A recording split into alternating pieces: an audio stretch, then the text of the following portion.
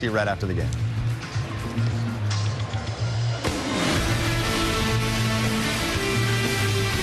Dodgers and Nationals ready to roll. The final game of this three-game series, the final game of this homestand. The Dodgers trying to avoid the sweep in an odd one. A team with the worst record in baseball has taken the first two games. Dodgers trying to take this day game finale under light blue skies. A perfect day for baseball. Hope you're having a good one. Joe Davis, Orel Hershiser, Kirsten Watson joins us in a moment. Dodgers having a hard time against the bottom feeders so far this season. Dropped 5 of 6 against the Pirates. They've lost the first 2 here. Let's make this quick. This can't happen here, and especially in our house. This has got to be different today. All right, fair enough. Last night, as tough as it was to watch the Dodgers lose that game, Mookie Betts doing some special things. Back-to-back moments. I mean, he had great defensive plays. He had the home run early in the game. It seems like every night he does something to help you win the game. There's a lot of competition in L.A. for eyeballs and ears, and Mookie Betts gets it. The Dodgers get it. You know what? You've got to be good.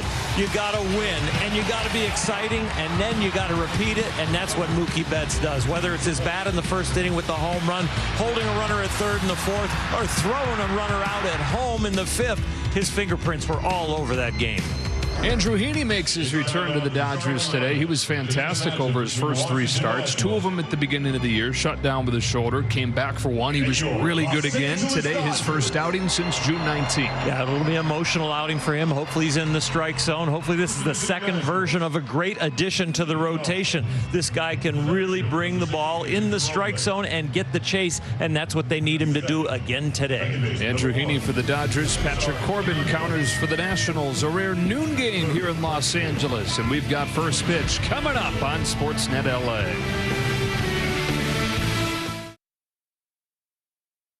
Way it's going to be. We haven't made that decision on how we're going to use the guys as far as starters, which guys go to the pen, potential piggyback situations. I think, until we get to September, I think we can kind of play it straight, but then I think in September would be enough time to kind of get guys in different roles to get adjusted. Dave Roberts talking about Walker Buehler and Dustin May, a couple of guys coming off of injuries. Jerry, we know the trade deadline is coming up in 6 more days, but at some point they're going to get Buehler and Dustin May back. That's like adding 2 incredibly good arms for the stretch run of the season, regardless of the role, whether it's starting or coming out of the pen. Absolutely, and I love that Walker Buehler is working himself back. Obviously, he's a stud starter, but also Dustin May. They're working him back as a starter, so that's a great sign. 2 great weapons. All right, today it's Andrew Heaney coming off the injury list to make his first start in about 5.5 weeks. First pitch against the Shownets coming your way next. Again! Oh, he's sensational!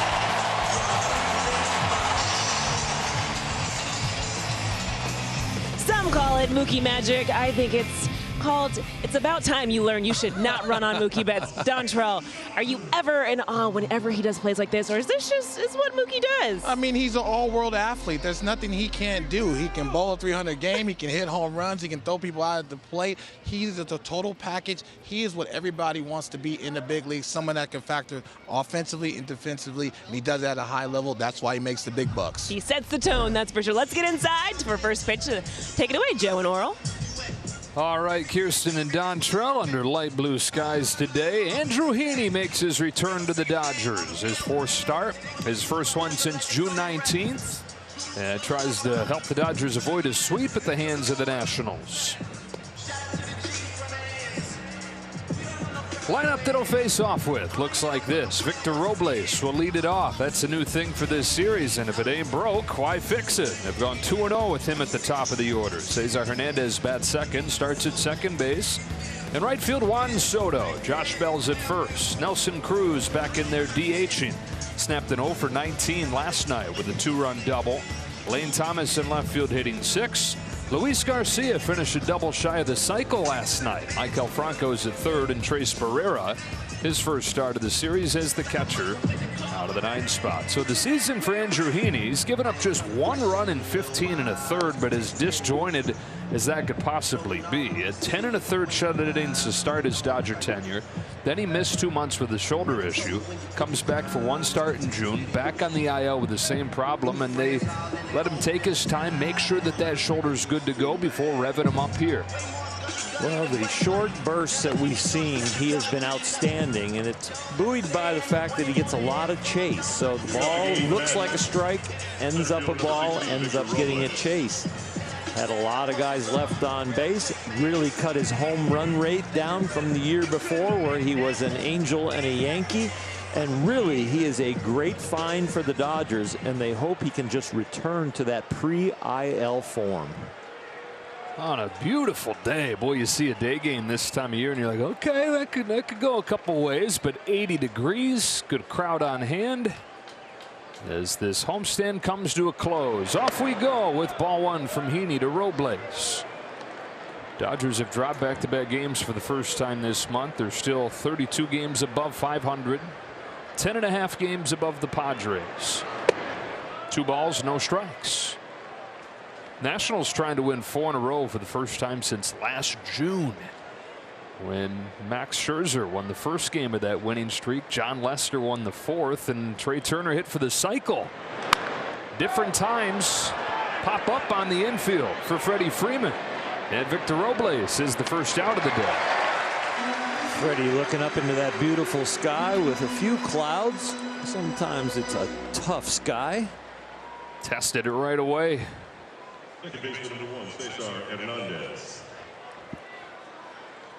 One away in this first inning. Up comes Cesar Hernandez against Andrew Heaney. Nationals scored 8 runs on 14 hits last night. First game of the series, it was the 4-run 5th inning and a 4-1 win for the Nats. Last night they got 2 in the 8th, 4 in the 9th to win 8-3.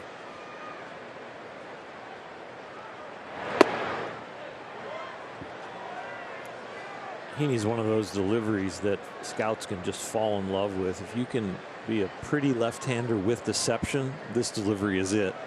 Kind of a unique slot too, a little bit lower than you normally see, and elite extension too, which is something that they can now measure. He lets go of the ball really close to home plate relative to his peers. Squeeze a little bit there. Edwin Moscoso calls balls and strikes. 3-1. The closer you get to the hitter, the sneakier fast you are. Doesn't matter what the radar gun says. It feels harder and is literally harder because he's closer to the hitter. Not every guy who is long-limbed has good extension, and not every guy who's short has bad. Here's a payoff, and a line drive to center field. Trace Thompson has it hang up for him. So how do you create good extension? Well, you have to wait a little bit past your landing foot. So you are leaving the rubber and you're using your linear motion of your back leg, because that's what takes you towards the hitter, is the back leg. Because the stride can only be so long, so the angle of the back leg moving forward is what creates your stride to be a little longer. And then once your front foot hits, a heartbeat or so after that hits is when you want to release and extend. Here comes Juan Soto with a fastball away, 1-0. You can actually see a little bit of the delay of when his foot hits and then finally the hips and the arm come forward.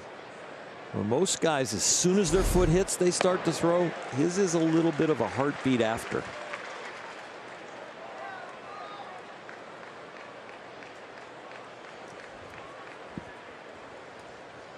First breaking ball that he's busted out. Got him a strike on Soto. Now is granted time. I'm not sure Soto got time or Heaney just gave him a break. That's what Juan needs. Juan needs a break. Oh, yeah. Back to doing Juan Soto-like things over the last month. That said, Dodgers have done a good job on him in this series. He's 2 for 8. Did have the big 2-run triple on Monday night, but he went 0 for 4 last night. It's a rarity for him to take an 0 for and Washington to win. Oh, for sure. The 10th time that that's happened this year.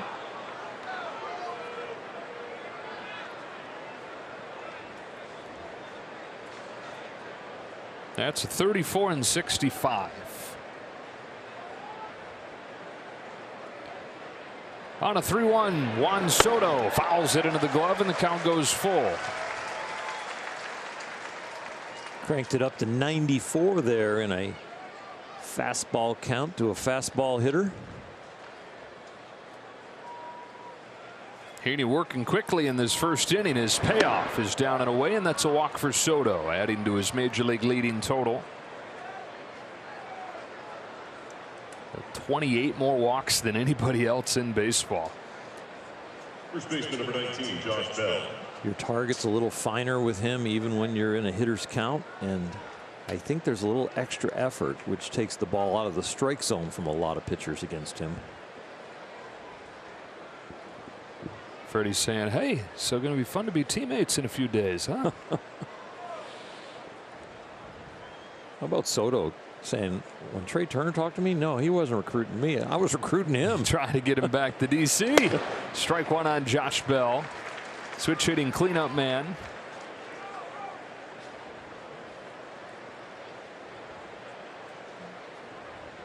Freddie could have his own talk show down there at first base. Yeah.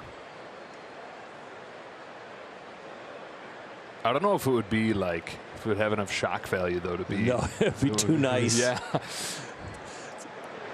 Be like Mr. Rogers. That's right. That doesn't sell. Well, for 5-year-olds and under. That's true. It'd be a kid's show. He's going to look good in whatever uniform it is that he puts on, even if that continues to be a Nationals uniform. That wouldn't be the worst thing in the world for that franchise. Heaney's 0-2 is cut on and miss, and a scoreless return from the injured list in the first inning for Andrew Heaney. Dodgers come to bat against Patrick Corbin after this.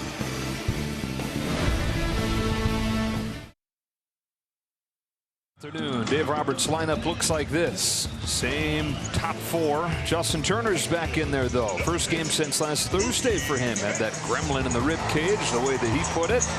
Trace Thompson's in center. First start there the second half for him. Hanser Alberto, first start of the series. Barnes catches, and Lux out to left field for the first time since the break.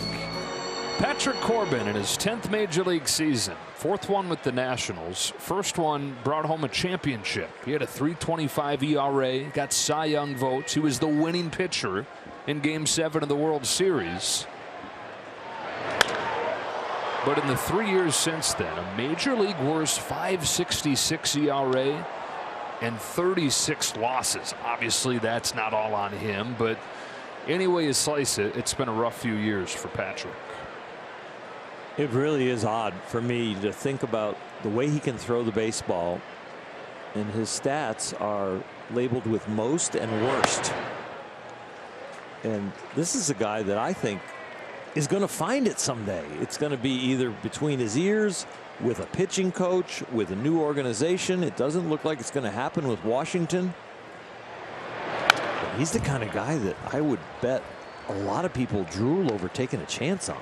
But that contract, though. Yeah, 6 years, $140 million. He's in the 4th year of that. There's been some talk of the Nationals attaching him to Juan Soto to bring the price for Soto down for an acquiring team. Mike Rizzo said, and this is like you said, probably his public stance, but said in a radio interview the other day, we're not doing that. We're not bringing down the value of anybody that we're moving.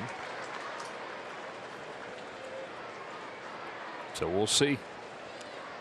We shall see. It's one of the better sliders you'll see when it comes out of his hand the right way. Betts slips the ball to center field. Robles started on, now goes back. He misread it badly. It missed getting out by about a foot, and it's a leadoff double from Mookie Betts. The incredible Mookie Betts. A high and away fastball that he hits with this much power. Yes, it's a day game and the ball carries better before 5 o'clock here, but this one's got backspin, and Mookie knows right off the bat that he didn't get enough of it, but then has to pick up the speed that Robles did not use at the beginning. I'm not sure he catches this because of where it's at. It would have been a sensational catch, but with Robles' speed, if he runs the correct route, he'd have a shot at it. Mookie Betts, turbo boost for the Dodgers to start things again. He started yesterday's game with a home run, narrowly misses one here. But he's in scoring position for Trey Turner, who takes a strike from Corbin. Turner had a 2-hit game. He's had 2 hits in both games in this series. Overall, the hitting streak at 13 games. Seems like he's always got a double-digit hitting streak going.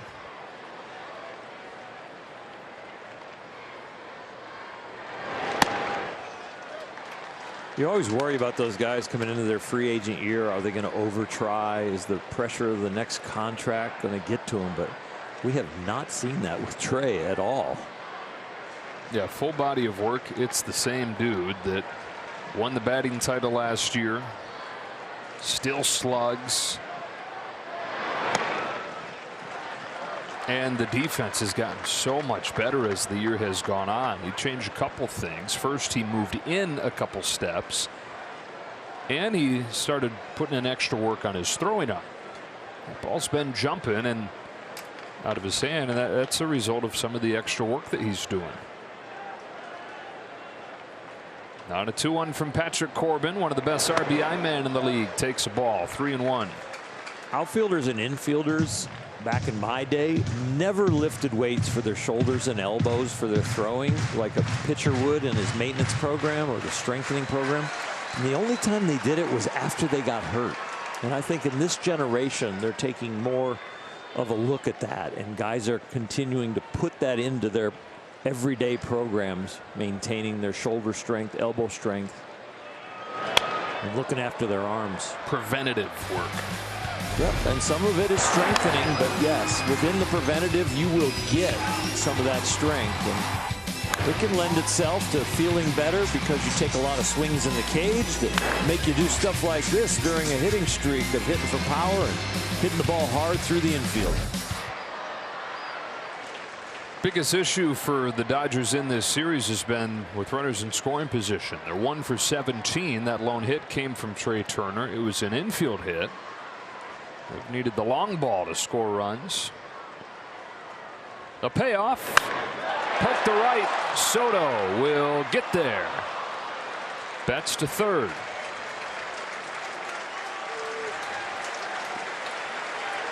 Baseball is such a good-looking game. It's a fun game. You think about this line drive and the swing, and then you watch Soto just coast under the ball with a nice little backhand catch. I think fans have to remember that these guys started to play baseball because that's the fun part. You know, in the backyard with your dad or mom throwing you a ball and catching it over your shoulder for the first time and throwing it in a long way and seeing the strength of your arm. And then you had in the backdrop of some palm trees and mountains yeah. and light blue skies. And fans. Triple-decker stadium. Yeah, it's pretty good. And they pay you a king's ransom, too. Not this guy, though. He's got a not getting paid, is he? Bounces one to first with the infield pulled in. Nothing for Betts. He stays at third, and Freeman's out number 2.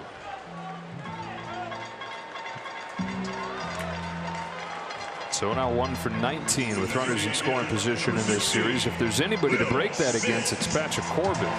Opponents are hitting .343 with men on base, and so he has the worst strand rate in the majors. That's just the percentage of guys that get on base against you that you leave on base. How many come in to score? How many do you strand? He's the worst in baseball at that. Up to Will Smith, looking for his first hit of this series.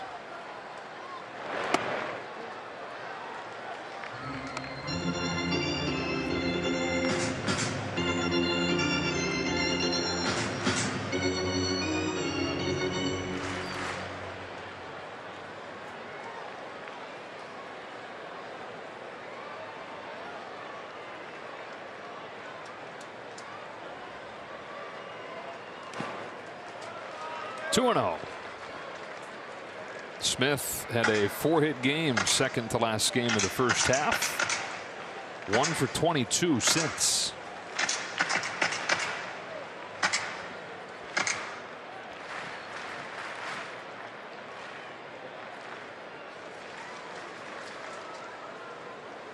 Look who's on deck. Welcome back, JT.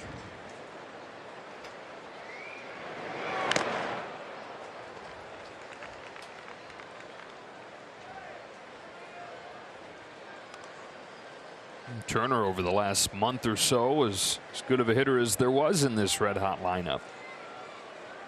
Bring the 17-game on base streak into this one. Hasn't played since last Thursday when he felt his ribcage tighten up a little bit. The 2-1, 2-2 on Smith. JT said he had a gremlin in his ribcage. You never want a gremlin in your ribcage. Especially a big one. You want to just, if you're going to have one, just a little one kind of goes guy. away. Just stings a little bit like a little fire burn and then it goes away.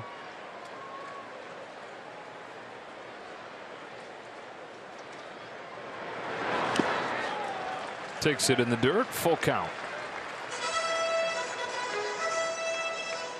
There is something about the velocity on Corbin's slider. The slower it gets, the easier it is for the hitter to recognize. That one at 84 was kind of in the area where they kind of hold up. It's the harder, later, sharper one that gets the hitters.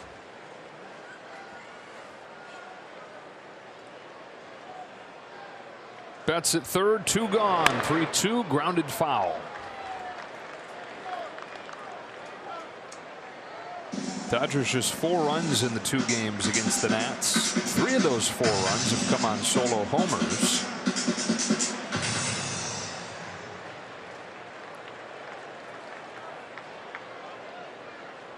After a scorching hot start to this homestand and this post All-Star break run. Betts started the inning with a double. He's at third with 2 gone. Another 3-2 misses in. Ball 4, and Justin Turner will get a chance here.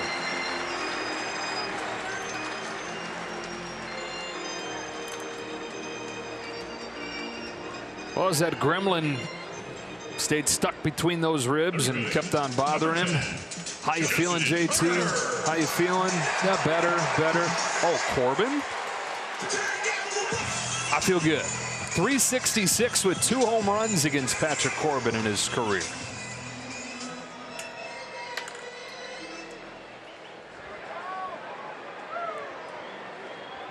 He didn't actually say that. I'm just having fun with the numbers. Don't want to create bulletin board material on his behalf. 2 on and 2 out, and Turner takes ball 1. 17-game on base streak. He's hitting .390 over the last month.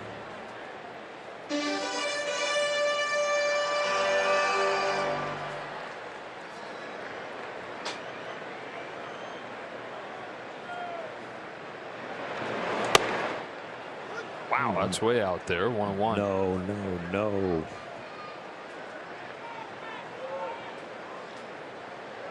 It's on the shoulder of a freeway.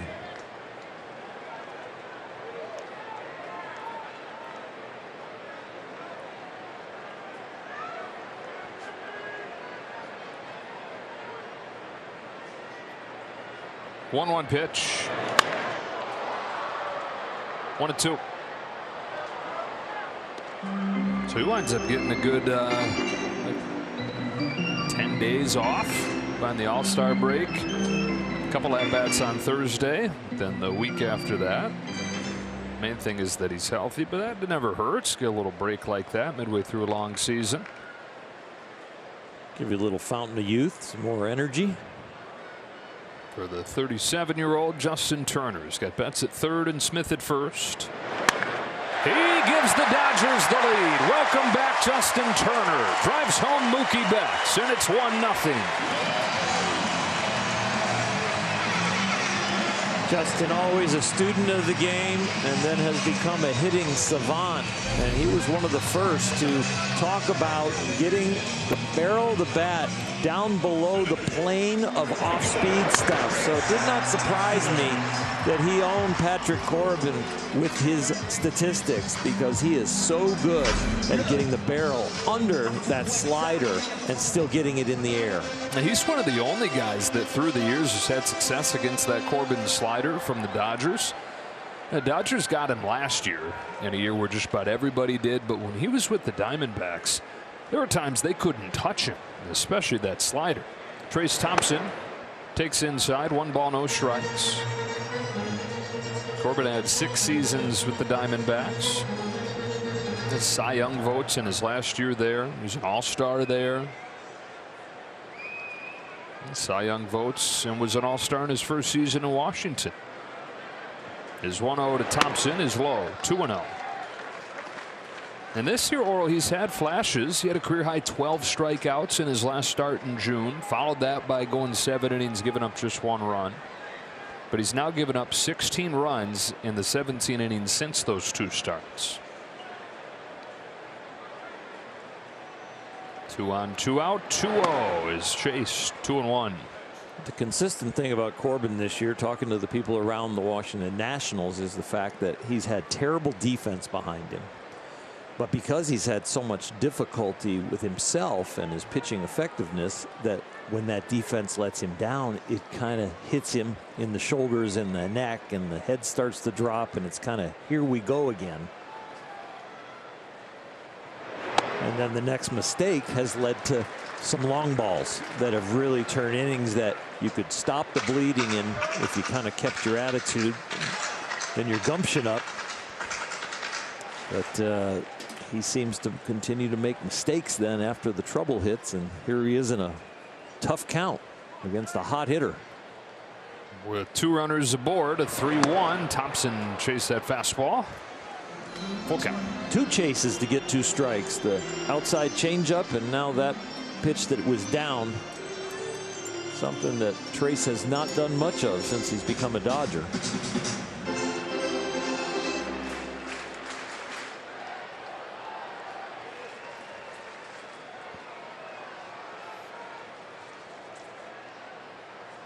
Two hits and a walk in the inning. Thompson with a bullet to left. That's a base hit. Cut off by Thomas. Smith in to score on a ringing single from Trace Thompson, and it's 2-0.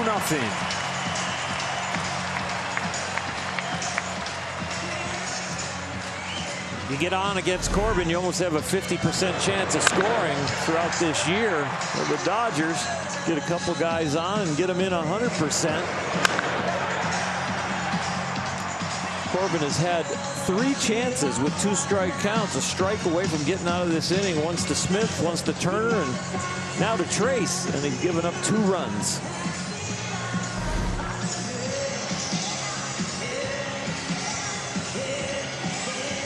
So after the 1 for 17 with runners in scoring position over the first 2 games, 2 for 4 in the first inning. Saw Clayton Kershaw even getting involved with the new celebration, the hand on the helmet, the hand on the head. That's from Wolf of Wall Street, Leonardo DiCaprio's speech, where he hits the microphone on his head. And rumor has it that Trey Turner has that entire speech memorized, like a 15-minute speech, and performs it. Did it on the team bus between the airport and the hotel in Colorado, which is a really long trip, and completely thrilled him. Hanser Alberto takes ball 1, so that's become the celebration.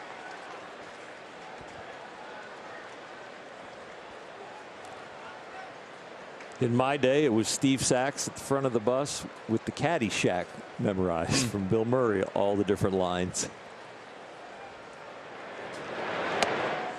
That is great for team chemistry, I'll tell you. Shared experiences and laughter. Immediate bonding.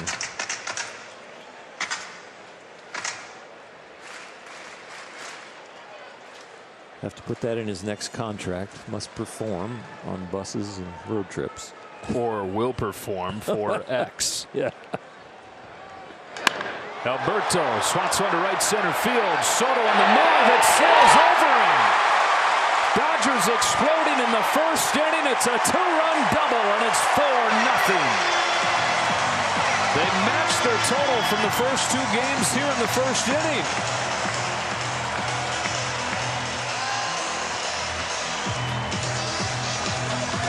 Day game after a night game against a lefty. Trace Thompson playing center field instead of Cody Bellinger. Hanser Alberto at second base. Out of there probably for Max Muncy. Austin Barnes is behind the plate. Some of these components contributing early.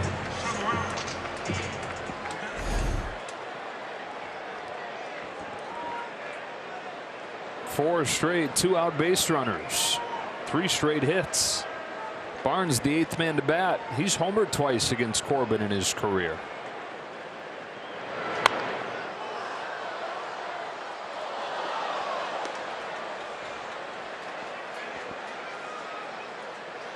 Dodgers looking for an angry win after the 2 losses to open this series.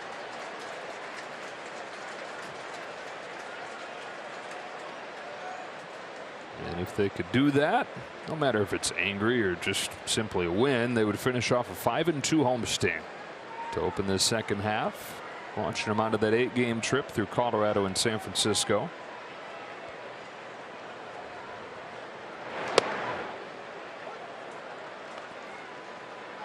They're building a pretty good lead, which they have lost in the first 2 games, which is a rarity for them. They have the 3rd fewest lost leads to lose the game in the big leagues.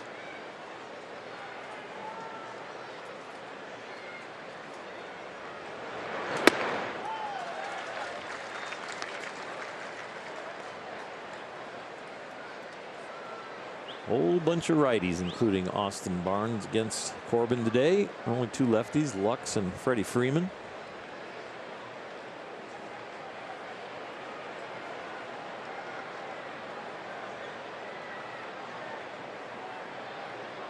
Alberto at second, 2 gone, a 1-2 pitch.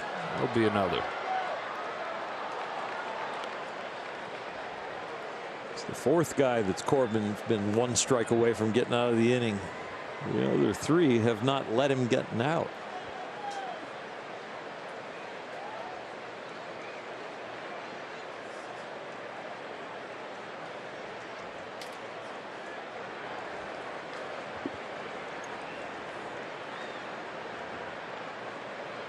.37 pitch of this first inning. Barnes into center field. That's down for a hit. Alberto scores 5-0.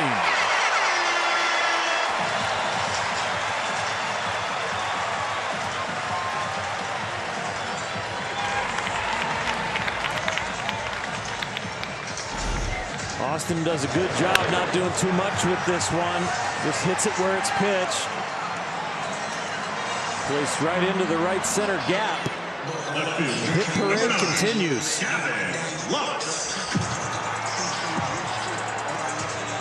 Man, you feel for the human being. Yep. Who has experienced the ultimate high of winning a world championship, being the winning pitcher in the clinching game. Must feel like an eternity ago. And really, in sports terms, it is. It's 3 years ago.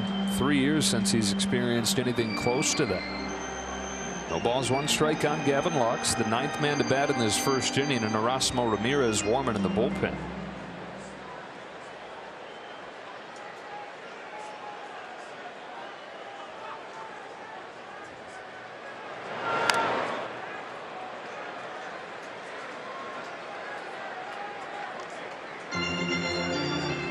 I'm sure Patrick Corbin has found somebody to talk to, because this is really difficult to go through a 2 or 3 start stretch, but through a couple of year stretch, it is really hard when you've experienced the highs of the highs and really the ultimate, and then be at this level. And it's not like his arms hurt. It's not like the velocity is not right in the right spot. It's not like he can't spin the baseball, change speeds. It's not working.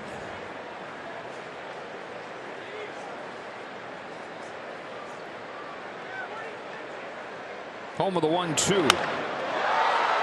Fly to right center field. Ball's really, oh my goodness. Oh no.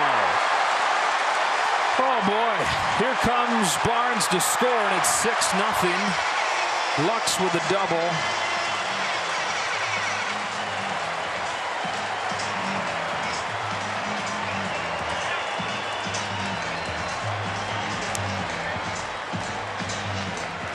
Well, if you got up early here in LA and came to Dodger Stadium, you are very happy with what you're seeing. But if you're a Nat and you're Patrick Corbin, you are embarrassed and you're almost at a place where here we go again. We've seen these Nationals beat the best team in baseball coming into this series twice, but in this third game they have returned to form. There's no crying in baseball, but if I'm Patrick Corbin, I just want to cry. You just want to crawl into a hole. Gosh. Betts for a second time in this first inning. Just missed homering his first time up. It was a double off the top of the wall. That's one of those ones too. I think baseball needs a team error. Two guys can catch it and two guys look at each other and watch it drop.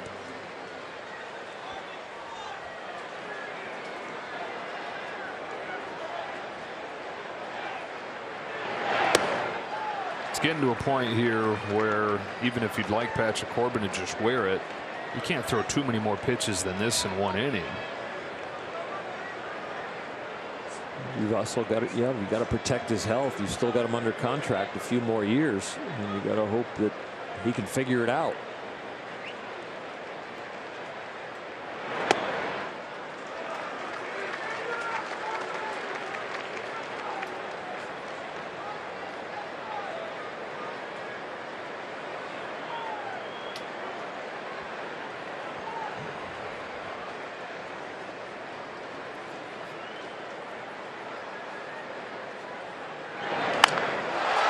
Betts up the middle. Backhand Hernandez. Not in time. Infield hit Mookie Betts. Second hit of the first inning for Betts.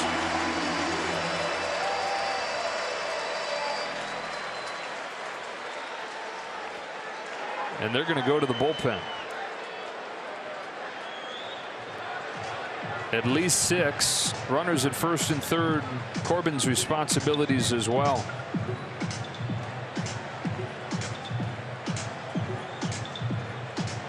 Feels like the world's scheming against Patrick Corbin at the moment. Dodgers have brought 10 men to the plate. And remember, he had gotten 2 outs and there was nothing across.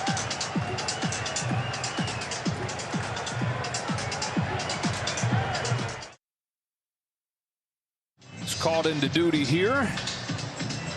Pitched in last night's game, 2/3 of an inning, threw just 5 pitches. Everybody's going to be needed today as the bullpen goes to work in the first inning. Erasmo Ramirez has made 2 starts this year, both of them for 3 innings, so they are looking for some length here. But it is going to be a taxing day for the Washington bullpen that has done an outstanding job for them over the last 3 games. 2 here in LA and the 1 before they came in here. Yeah, 15 1/3 in a row scoreless. Trey Turner up the middle. Garcia feeds Hernandez. That's the inning. The Dodgers bring 11 men to the plate and score 6 times, off and rolling on a sunny afternoon. 6-0.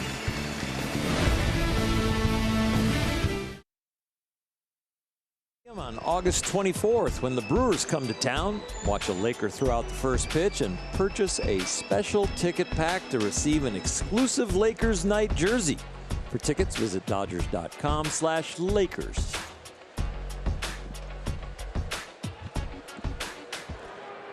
Nelson Cruz starts the second for the Nationals, takes ball 1 from Andrew Heaney, and the Dodgers have put Andrew Heaney in a rocking chair here in his first game back.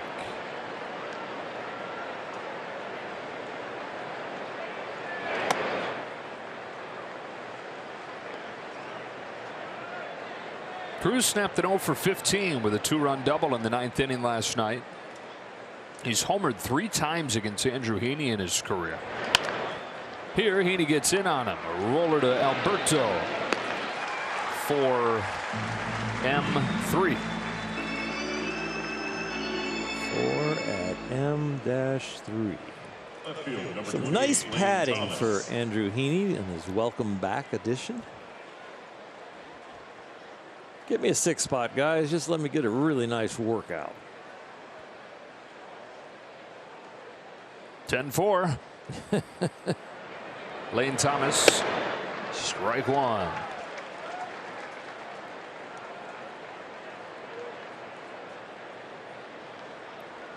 Andrew Heaney, the former 9th overall pick of the draft. Miami Marlins a decade ago. And as you know, traded to the Dodgers for a few hours, flipped to the Angels for Howie Kendrick. Parts of 7 seasons in Anaheim. And then last year, final couple months with the Yankees. Last year was the worst year of his career. And he's dealt with injuries for a lot of his career, but they really snowballed last year. He had a .583, so the Dodgers signed him to a 1-year contract. Still thinking there were some things in there they could unlock, and when he's been on the field, you've seen exactly why they were convinced that they could find something. 1 run over 16 2/3. 2-2 to Lane Thomas. Got him with a high fastball, his second K. And so far today, it's just 1+, but he looks just like the guy we've seen the other 2 stints this year. He really does. He's getting the chase. And that just tells you the hitters pick up his ball like it's going to be a strike. That beautiful delivery, the release point closer to the hitter than most. They unlocked something in his breaking ball, too. He's only thrown 3 sliders today. All the outs with the fastball. But the breaking ball is definitely a little bit different and has been much more effective when he's been throwing it. You sure are right about a pretty left-handed delivery. Just kind of slings it up there. Garcia goes around on it 0-2. When you said he was the 9th overall pick, I'm thinking to myself, well, that's an easy one. I mean, look at the delivery. Look at the way the ball comes out of his hand, the velocity, the way he can spin it. It's a perfect pitcher's body with the narrow hips and the broad shoulders. The rhythm and the movement of his body tells you that he's a world-class athlete that can repeat. It's pretty much the whole eye test. Andrew from Oklahoma City and then Oklahoma State. Stillwater. 2-2 to Garcia. Popped up. Center field. Thompson and Lux. Thompson with the call and the catch and a 1-2-3 second inning for Andrew Heaney.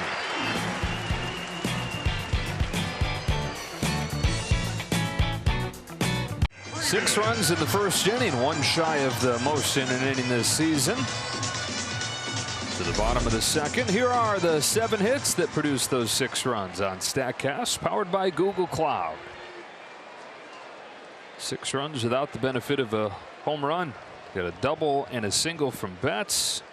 Singles from Turner and Thompson and Barnes. Doubles from Alberto and Lux.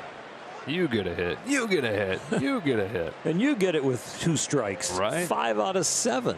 What is it with 2 strikes in this Dodger lineup? They're just hit after hit after hit when they're behind in the count. 2 strikes and 2 outs in that inning. 6 of the 7 hits. All 7 runs came with 2 out. And you get a hit. Freddie Freeman, who was one of the 2 guys that didn't reach in that first inning, him and Trey Turner, as a leadoff single in the second. Number 16, Will Smith. Patrick Corbin was 1 strike away from getting out of the inning with no damage. He had a full count on this guy here, Will Smith.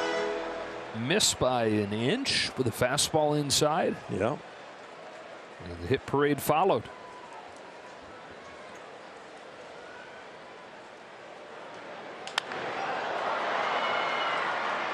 In right center. This has not been a sure thing today. Robles makes sure to be emphatic with the call, and he catches it.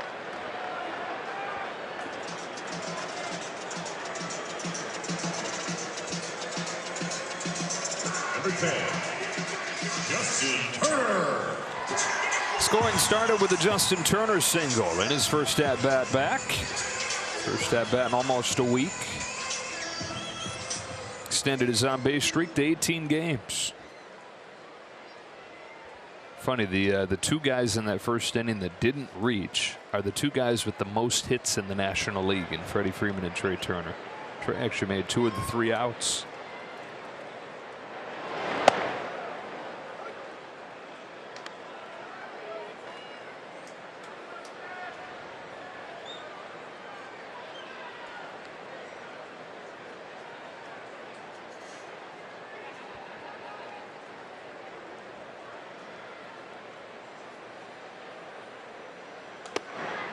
Oh, 0-2 on Turner.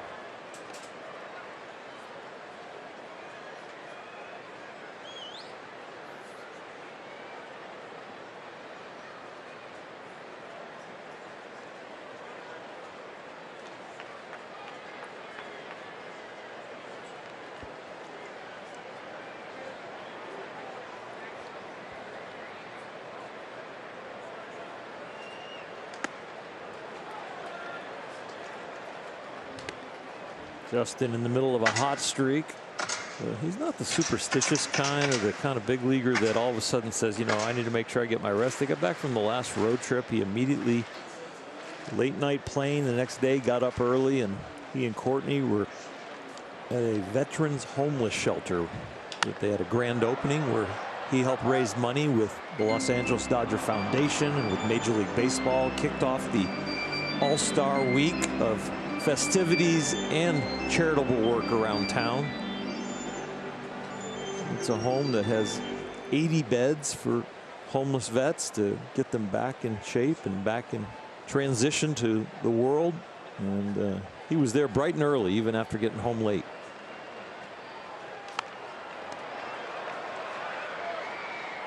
Stan Kasten was there. It was great support from the whole Dodger organization. It was really a very nice event.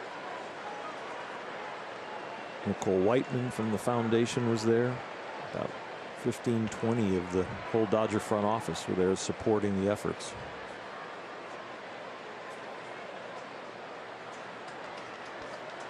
Freeman at first, 1 away, 1-2 to Turner. Fouls another.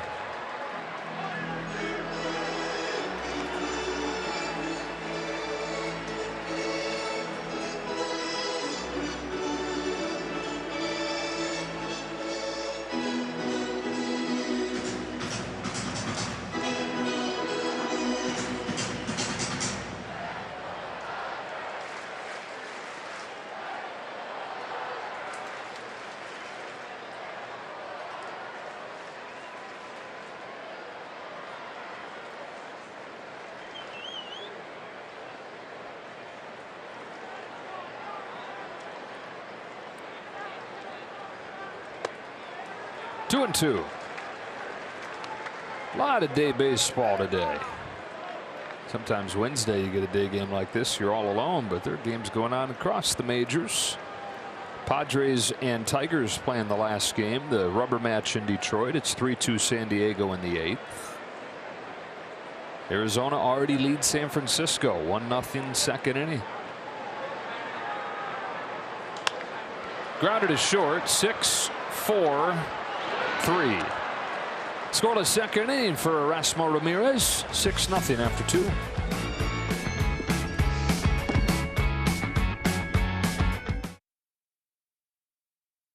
Visit the Dodger Stadium, buy and manage game tickets, unlock offers, access exclusive content, and much more. Download the MLB Ballpark app today. Exclusive content and excess content. There's a lot there. A lot of content. All the content. Strike one on Maikel Franco. I was a big fan of Johnny Carson, late night TV in my generation, and some of his best monologues were when he screwed up. There's a tapper along third. That'll be the first, wow, base hit of the day. Close play there. Turner got it with a bare hand, and Franco beats it out just barely. Is he your on-air inspiration? I guess, yeah, he's my role model. Yeah. Just on the nights when he screwed up. Yeah.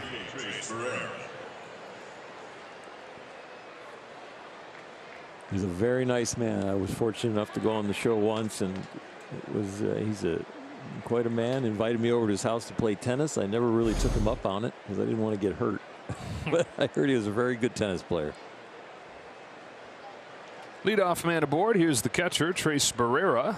1 for 15 in his 7 games in the majors this year. Fouls off first one into the glove. Strike one from Heaney. Very good defensive catcher who is playing his 40th major league game today. Back and forth the last few seasons, mostly in AAA though. Trace out of Texas. 1 ball, 1 strike. I mentioned the Giants already in a hole. Giants 0-6 to open the second half. Below 500 for the first time since they were 2-3 last year. Their next loss is going to be their 50th. They lost 55 total last year. Got Logan Webb going today. Zach Gallen for the Diamondbacks. Ground ball off the hands. Turner will go to second for 1. Alberto to first. That's 2. Quick trigger from Hanser. Slow in developing the ground ball. Slow. Justin having to range about 5-6 steps, and then the trigger of an underhand toss from a third baseman to a second baseman is usually it's a 1-out play. Hanser doesn't take that as a stimulus. He says, I still can turn this, and does.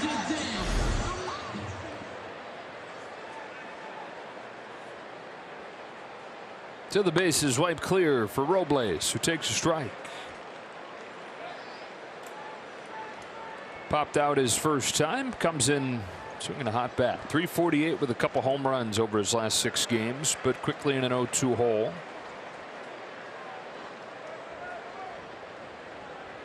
Andrew Heaney looking at about 5 innings, 75 pitches in his first game back. And he is determined to get those 5 innings and 75 pitches in as quickly as he can. With the team headed to Denver. With the 6-0 lead, you'd like to get through 5 and get the W, or at least be on the hook for the W.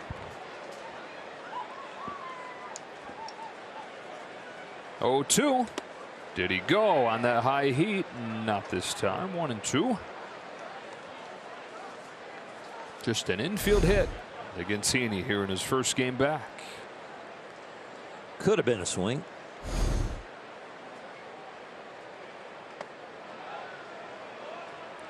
It's hard to believe that a ball thrown from that arm angle, starting in the left-hand batter's box, ending up in the right-hand edge. It was a ball. That was a strike, and that is 3 scoreless innings from Andrew Heaney.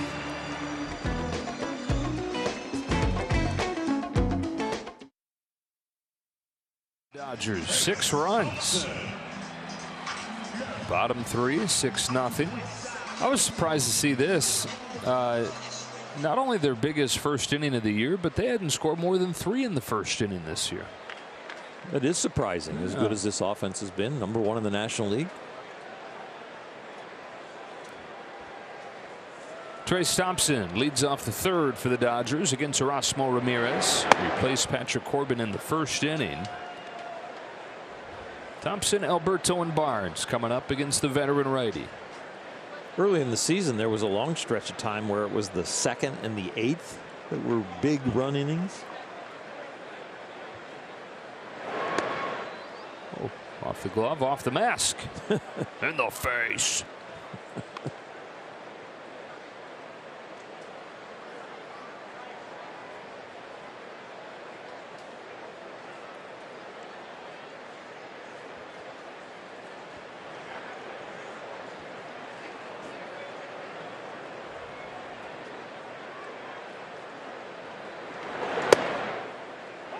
Comes back, finds zone, 1-2.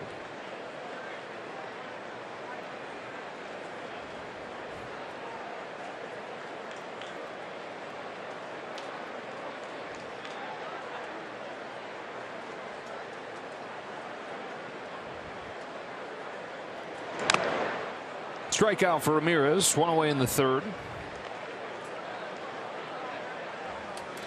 Still a good pass from Trace. The league's really been looking for places to get him out. They've tried to get him to chase breaking balls. They've tried to crowd him. He's done a very nice job, even though that was not successful there. Well, nice little developing thing going on here with Hanser Alberto lately, who has knocked in 11 total this year. 6 of those 11 runs batted in have come in his last 6 games. There was what Dave Roberts and the Dodgers are hoping is a key moment. The road trip through St. Louis. He came up as they were trying to come from behind. They trailed that game 6-0. They were within a run. And it was a situation where it made sense to pinch hit for him. And Dave grinded on it for a second. And then he said to himself, you know what? At some point, we're going to need this guy to help us. And if I keep taking him out in situations where he could have a chance to build something to trust himself on, then how are we ever going to get there? So he let him hit for himself when, again, the book said he probably shouldn't. Hanser tied the game or took the lead with a base hit and has kept on hitting in the week plus since.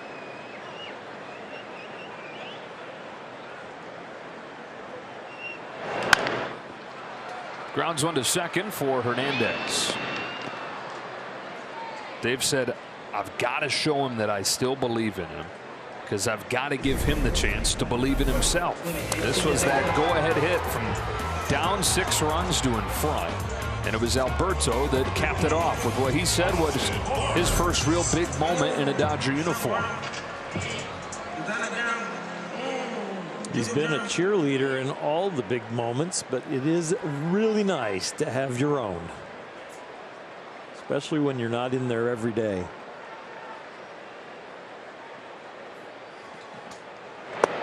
Strike one on Barnes.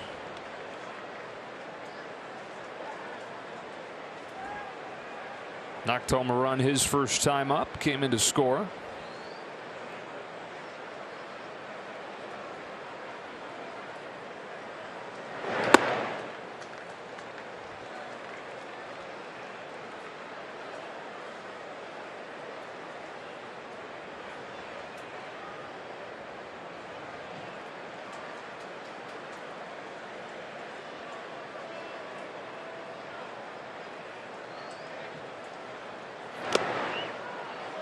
One and two.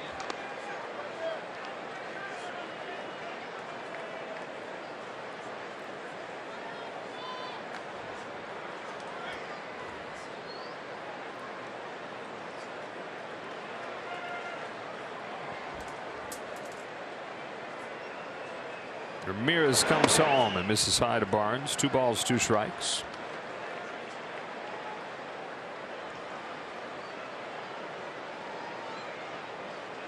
Erasmo Ramirez, 32 years old, out of Nicaragua.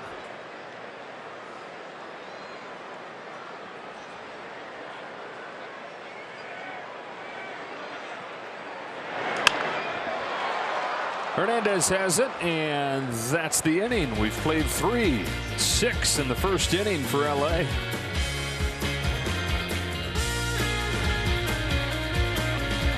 A chicken menu item in the Carl's Jr. app and get another for just $1. And by Nissan. At Nissan, we make cars that thrill. Experience the thrill for yourself today. Shop NissanUSA.com. No runs, 1 hit, no errors for the Nationals. 6 runs, 8 hits, no errors for the Dodgers. 7 of those 8 hits, all 6 runs coming in the first inning. For the Nats here in the 4th against Andrew Heaney, it's Hernandez, Soto, and Bell.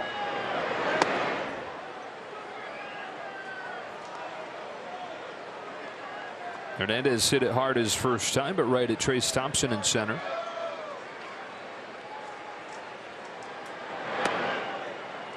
One ball, 1 strike.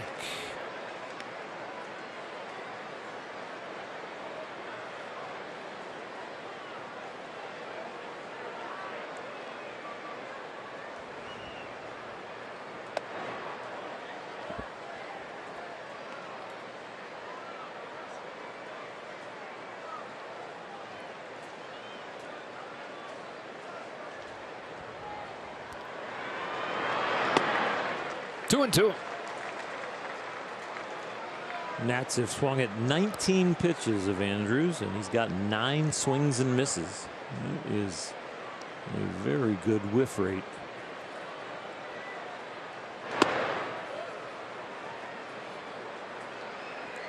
This Nats team this year has struggled against lefties, hitting only 185 against left-handed pitching coming into this game. Well, one thing they've not done a ton of, though, is whiff, like you were talking about. So Andrew exposing something that not too many guys have. The lowest strikeout rate in the National League, actually. Another payoff pitch. Hernandez fouls it off.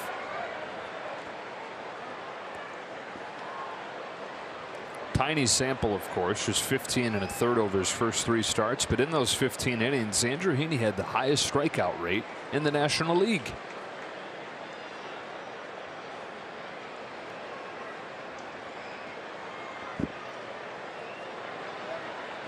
Hernandez making him work, leading off this 4th inning. He takes the walk. Second one. Nationals have drawn. Leadoff man aboard for Juan Soto. Number 22, Juan Soto. We were talking yesterday about the comparisons that have been drawn between Juan Soto and Ted Williams and their ability to hit for power and their patience, their ability to draw walks. Can Juan Soto do it for another 20 years? Ted Williams played until he was 42. You know, Ted first announced his retirement, though, when he was 35. Oh, my. So how do you play for another 7 years after deciding you're done? He's sitting in a train station that 35 season, age 35 season, near the end of the year. He had just announced it, so it had gone public that he was going to retire. And a stranger walks up to him and he says, "Ted, is it true? Is it? You can't retire. You can't go out already." And Ted says, "Okay, why?" And the guy says, "Well, you missed several key seasons of your career because of the war. You aren't quite where you need to be on the leaderboards." And Ted's intrigued. So what do you mean? He said, "Well, you were one of the greatest hitters ever, but you're not going to show up there because you haven't played quite long enough because of those lost seasons because of the war." Ted said, "Okay, you know what? Let's talk a little bit more. I want to hear what you have to say." So this guy, who's a successful businessman but also obsessed with baseball stats and like kept his own database and stats, puts together a full presentation for Ted. And by the end of the presentation, Ted says, "Okay, you know what? I think I'm going to keep playing. I think I'm going to keep going." And this guy winds up becoming part of Ted's inner circle, plays for another 7 seasons, and does take his rightful place among the all-time leaders on all those cumulative leaderboards.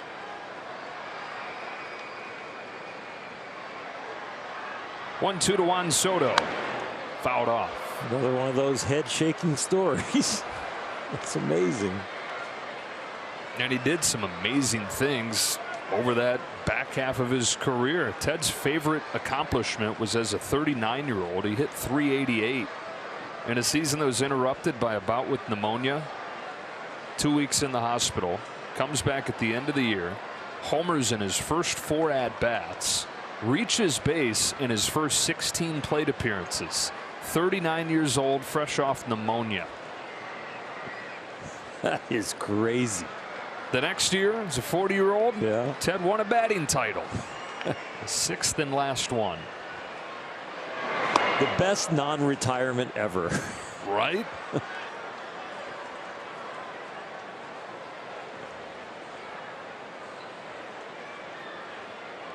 He was never a holdout. Never a fake retirement.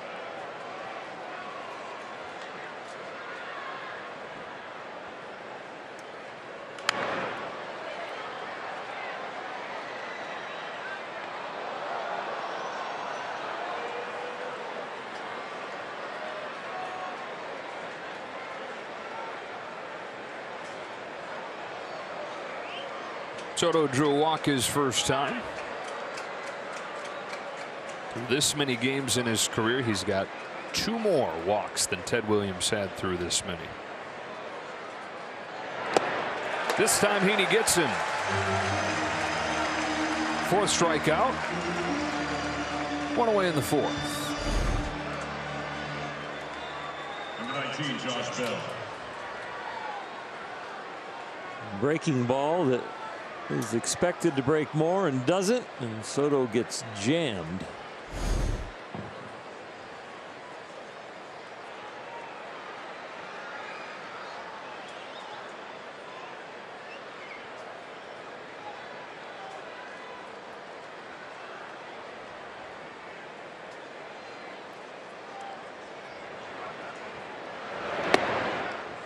Ball one on Josh Bell. Struck out his first time. Andrew Heaney. Home of the 1-0 pitch. That'd be high ball 2. Andrew has had his moments where he's thought about retiring. So many injuries through the years, even before the injuries really sprung up. Right after he had been dealt to the Angels, he was in AAA and just getting pounded. I mean, the PCL can be vicious on pitchers. And he remembers one game in particular in El Paso, particularly tough to pitch there. And he gave up like 8 runs, several home runs. He called his wife afterwards and he said, "I'm done. I hate what I'm doing right now. It's no fun at all. I'm going to move back home to Oklahoma." He said, "I would rather be sitting in a toll booth, taking tolls, living just a normal life, than dealing with this every day." And his wife, Jordan, talked him off the ledge, talked him out of it. And then the years of elbow pain come, and he considers several times giving up through that. Didn't feel like he'd ever be at his best again. The common theme in all those situations is he would talk to Jordan, and Jordan would talk some sense into him, encourage him to keep going. And right now it's got to feel like it's all worth it. 31-year-old has been fantastic for the Dodgers when he's been out there. He walks Bell here, second walk of the inning.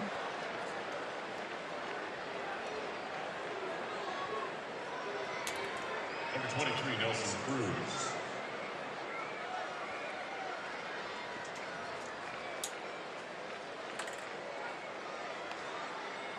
And here's Nelson Cruz.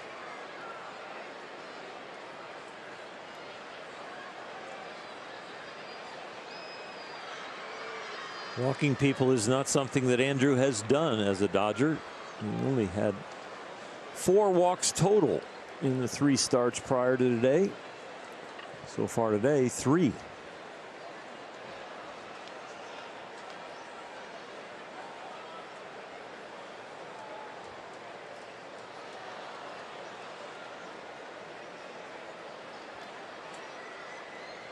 Got in on Cruz his first time up there, and Deuce a soft grounder.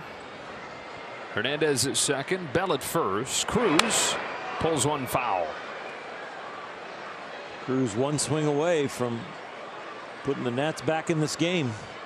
Still plenty of time for them. Dodgers with the explosion in the first, but nothing since.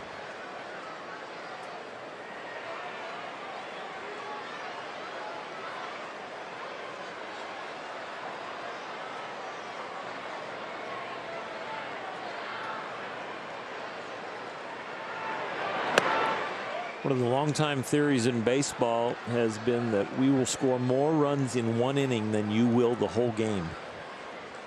Those are the teams that have those explosive offenses, and this is what today is looking like for the Dodgers. It's actually the Nationals' first 2 games of this series. 4 on 5th on Monday, 4 on 9th yesterday. The longtime great manager for the Baltimore Orioles, Earl Weaver, he was asked about that, and he said, "Yeah, that's really true." And he said, and then they asked him a follow-up question about, well, who are the leaders on your team? And he'd say, "Well, the leader on my team is the guy who hits a 3-run homer." Fly to center field. Cruz not quite a leader on that swing. Catch by Thompson. 2 out.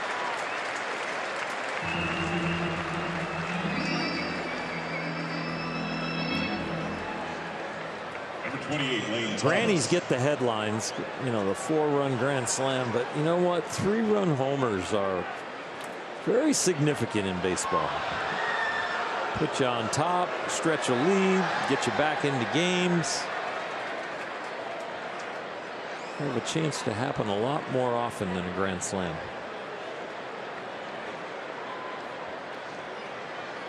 If he hits one right here, I quit like you were going to yesterday. And like you said yesterday, I'm going to make you retract that. Let's just get out ahead of it.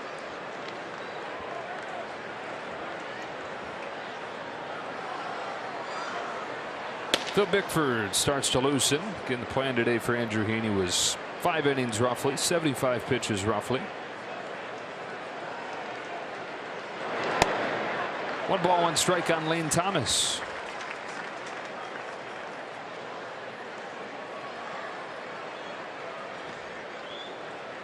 Well, when you get a 3-run homer in a game, you win 80% of your games. 1-2. And that is, when you look at the individual things that can happen in a game, that's one of the biggest indicators of a win. It's a 3-run homer. Obviously, Grand Slam's going to be a little bit higher than that, but a more common event.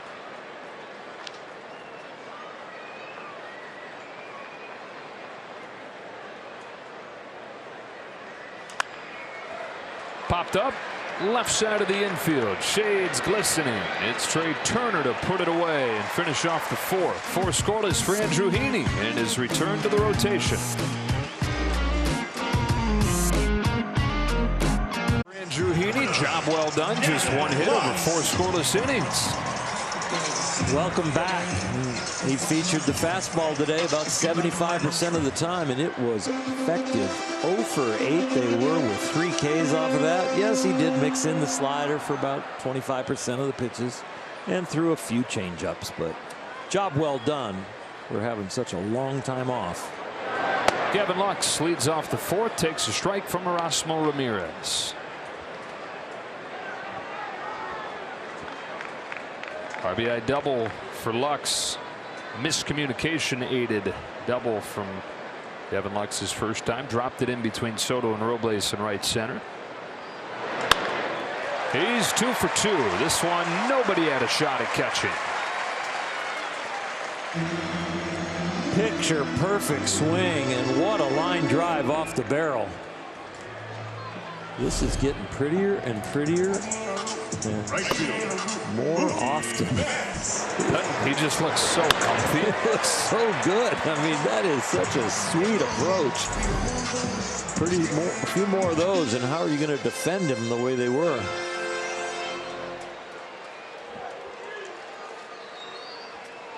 Leadoff man on against Ramirez, looking for their first run against him. He replaced Patrick Corbin in the 1st inning.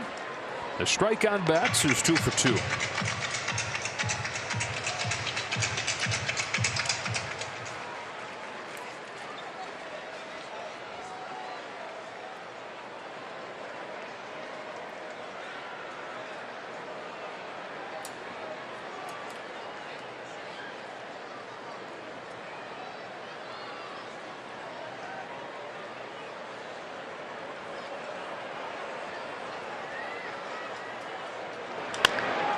Chopper, Franco, Hernandez, 2, 5, 4, 3. They go around the horn.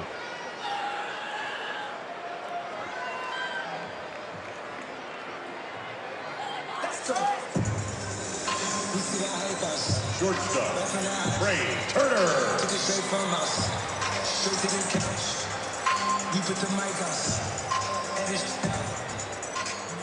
Trey Turner looking for his first hit of the day, trying to extend that streak to 14 games. They got 9 hits through 3 innings, and Trey Turner doesn't have one. The only one that hasn't reached base safely, and he and Will Smith, the only ones without hits.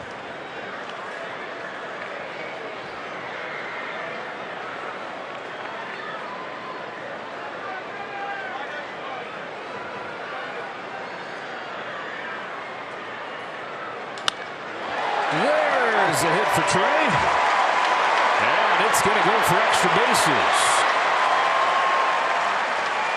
Third double of the series against his old squad, and the 10th hit of the day for LA.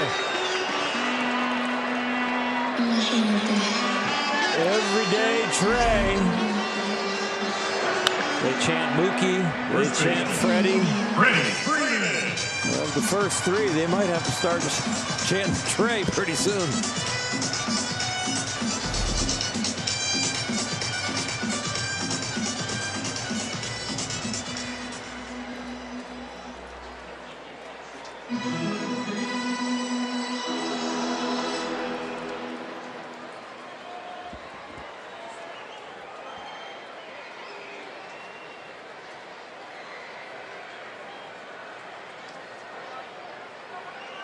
What are we waiting on? Some issues with the pitch comm. Ah. Technical difficulties. She's got a new one.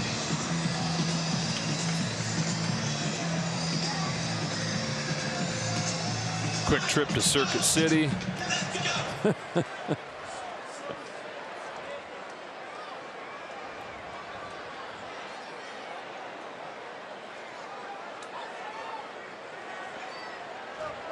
Freeman 1 for 2. He's above 500 over his last 13 games.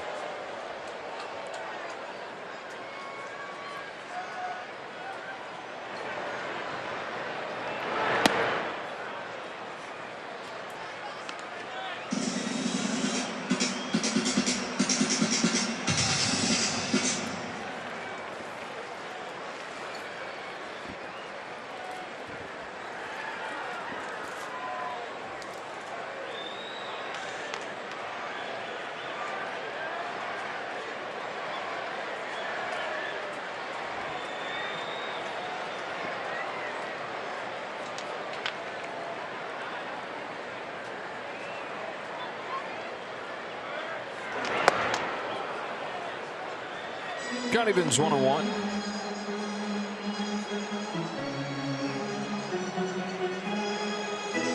Erasmo Ramirez trying to eat up all the innings that he can.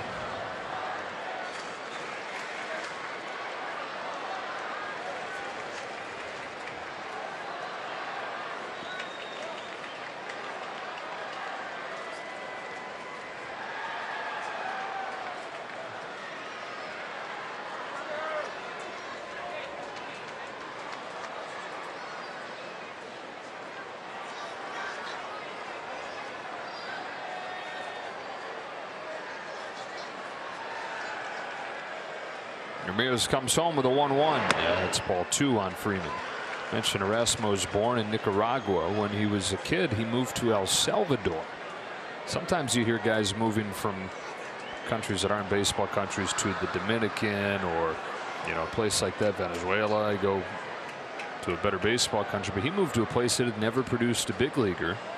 Part of it was to get a great education. There was an academy in El Salvador where his family wanted him to go. He went there, got a great education, also got to focus on baseball, got some attention, and got a pro contract with the Seattle Mariners. From Nicaragua to El Salvador to pro ball to the major leagues. And he's put together a nice career. He's in his 11th season now, first one with the Nationals. Going upstairs with a 3-1 to Freeman. Yeah, he missed a spot, but got a strike. Count goes full. That's a big transition. That's a big deal for a family to send a child to another country. But you think about what happens here in the United States. Families move all the time for kids that really gravitate towards something in education or an instrument or a sport. Move out of the snow and get to the west or the south to get some warmth. Go to tennis camps, golf camps, baseball, travel ball. Change high schools, get recruited. Yeah, things are getting crazy these days. They start talking about that stuff. Walk for Freeman. And they're first and second with 2 away.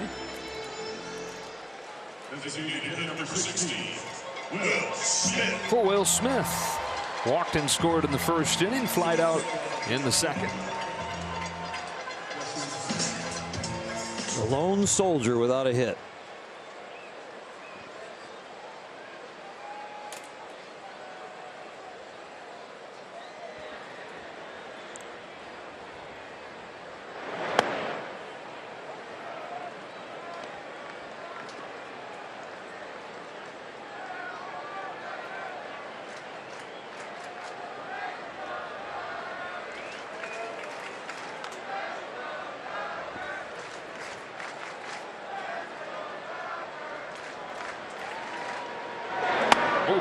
Look out, 1-1.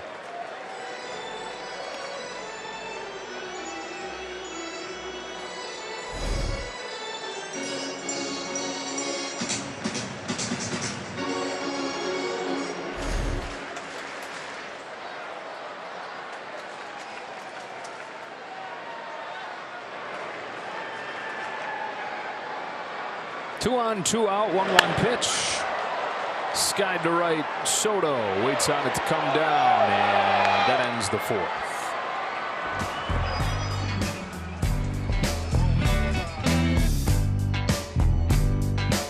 It's just a reminder that there are still so many arms making their way back. First, starting with the starting rotation. Dustin May, tomorrow he will have his second start with OKC, his third of his rehab assignment. The plan for him is to go try to get to 4 in 60. And then with Walker Buehler, he played catch with his throwing program. On Monday, he got out to about 20 pitches at 60 feet, so he's continuing to progress. And then when you look at the bullpen, there are arms, whether it's Tommy Canley. Dave Roberts told us today that we could see him back early September. Blake Trinan will see him just shortly before Tommy. And then there's also Brusdar Graterol. And the hope is that we could see him coming either later this month or hopefully the next few weeks, guys. All right, reinforcements coming. Phil Bickford, first one out of the bullpen today after the 4 scoreless from Andrew Heaney. Dodgers 6, Nationals nothing, as Luis Garcia takes strike 1 from Bickford. Dave Roberts wanted to stay away from Bickford last night. As see Jake Lamb has checked into the game, replaced Freddie Freeman. Just a chance here for Dave Roberts to get Freeman a break. Had to go to Bickford though, with Clevenger unable to finish the game.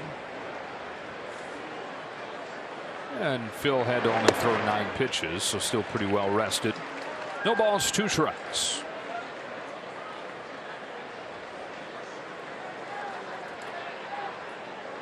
Dave was asked in his post-game interviews about the bullpen usage, but a lot of people didn't remember that Andrew Heaney was pitching today, and they had to protect and rest as many people as possible. And so once the game got out of hand with the 2-strike hanging curveball from Clevenger that gave the Nats the lead, they sent Clevenger back out there. Bickford was ready, but they were trying to save Phil for today to piggyback with Andrew Heaney. Tyler Anderson talking with Dave Roberts. He'll start tomorrow's game in Colorado against his old team. Fly ball left center. Slicing deep. Thompson rolls under it and makes the catch. First game in center field for him of the second half, and looks just like the guy that plays there most days. He has shown his range in left field, and now he shows it in center field to the left center gap, and no thought of his body or what this wall is going to feel like.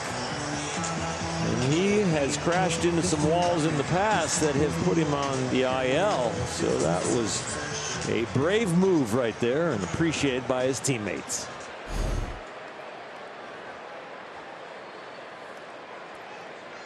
Garcia, the first out of the 5th inning. Maikel Franco. Infield hit his first time. That's still the only hit. After the Nationals wrapped out 14 hits yesterday. Bickford comes home. Strike 1.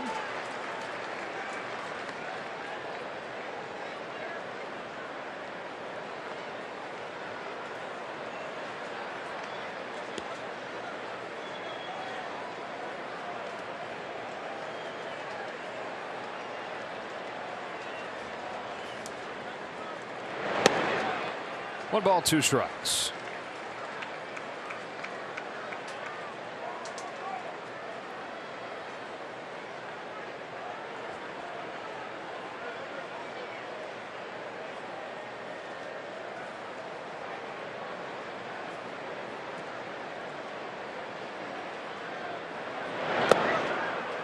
Like a house by the side of the road. Franco down on strikes.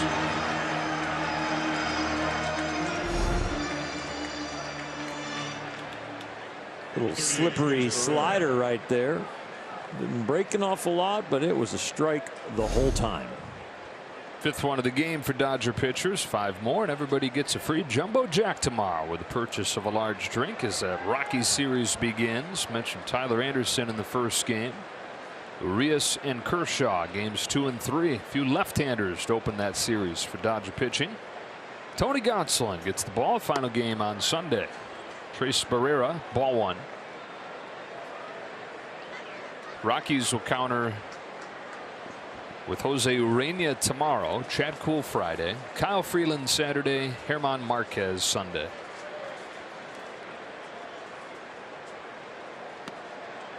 Two balls, no strikes on Barrera. Got squeezed a little bit right there to go to 2-0. Colorado's dropped 5 of 6. Chris Bryant, who's finally through that back issue, now dealing with plantar fasciitis, issue in his foot. Although he's still been producing. He's got an OPS above 1,000 over the last month. The first year of that big contract. Jose Iglesias, who they figured was going to be a key piece that they'd move, he fouled a ball off his foot the other day and they weren't sure. Looks like he's going to be okay though. Right now that's what it's all about for the Rockies, making sure they can maximize their opportunity here at the deadline. Or at least it should be. They lead the White Sox currently 3-2, 5th inning in Denver. A walk for Barrera.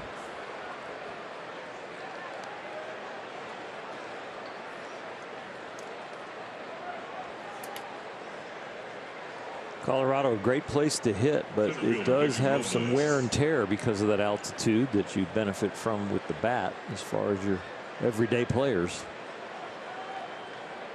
Dodgers very sensitive to heading into Colorado and leaving Colorado as far as their workload management.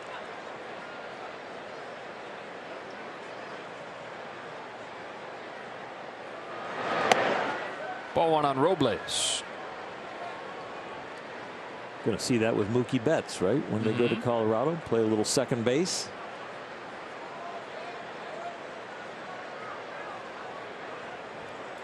Been out here early the last few days working on around the bag. And if you didn't know, you would have no idea that he's an outfielder. No, you would not have an idea. You might even look and say, man, that's a smooth infielder. For sure. I think you're right.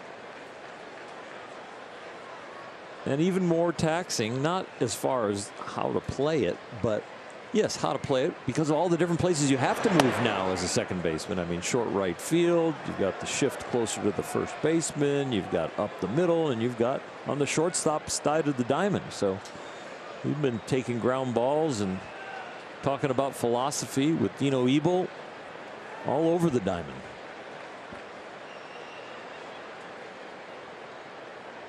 Pickford's 2-1 to Robles. Fastball to the corner, fouled off 2-2.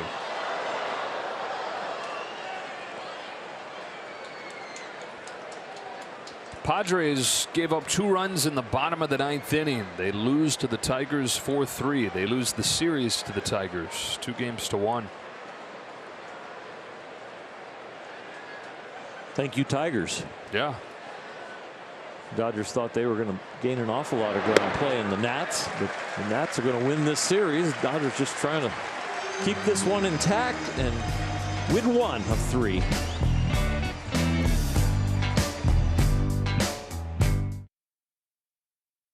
Is brought to you by your Southern California Toyota dealers.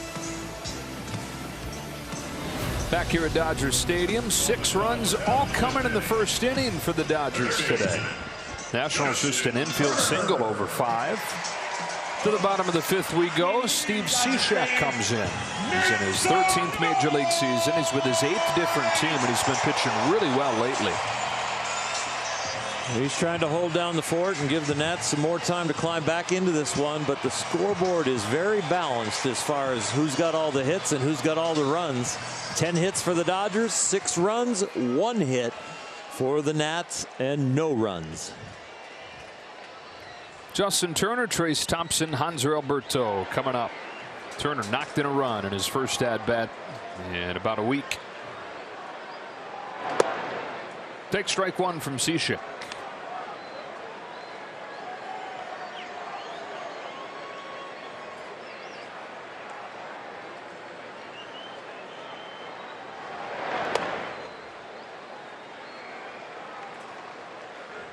Cishek potentially a piece that moves. So will the Nats sell Cishek by the seashore? 2-1.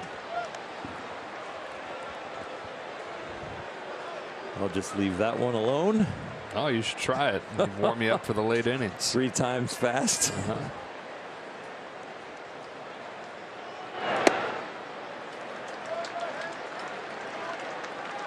If only he played in Seattle.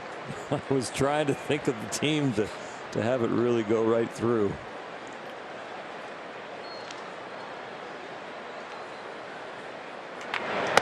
Leadoff walk for Justin Turner.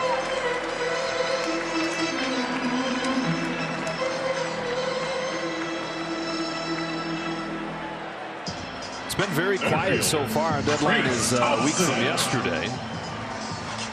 It kind of feels like calm before the storm, or is it going to be one of those where it's all this build up, all this anticipation, and then nobody does nothing?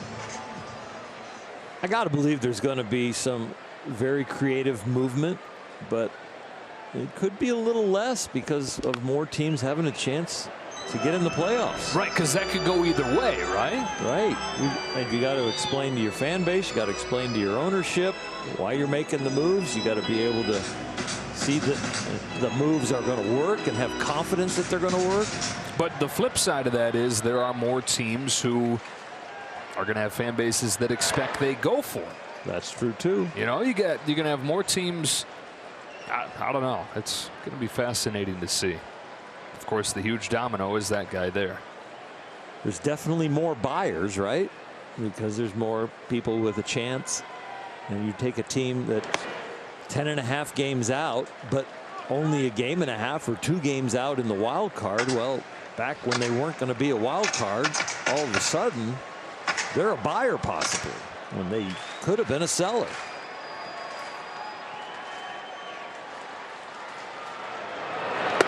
So does the fact that there are more teams in the playoff picture, does that lead to there being fewer sellers, or does it lead more to there being more buyers? I think there's more buyers, and that means the prices are higher, which could slow down deals. We shall see.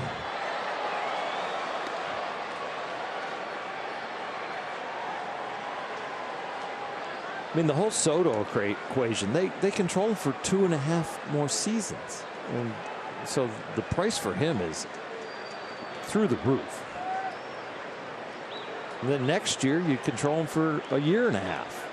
So the price is still going to be really high. You know, he's only going to really lose some value that last half a year, that last pennant race. Well, that's a long way off. There are 18 teams within 3.5 games of a playoff spot right now. 18 of the 30. So how do you become a seller when you're that? Thompson hooks one down the line, but foul.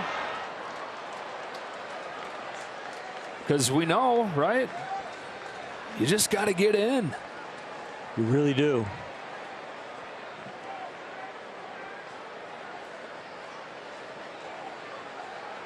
And then who knows? Full count on Thompson.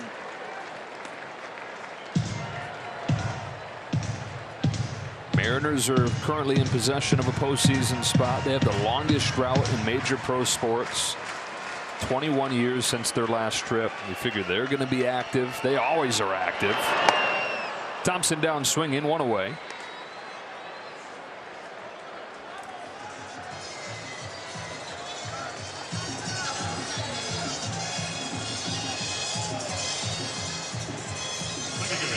And now Hanser Alberto.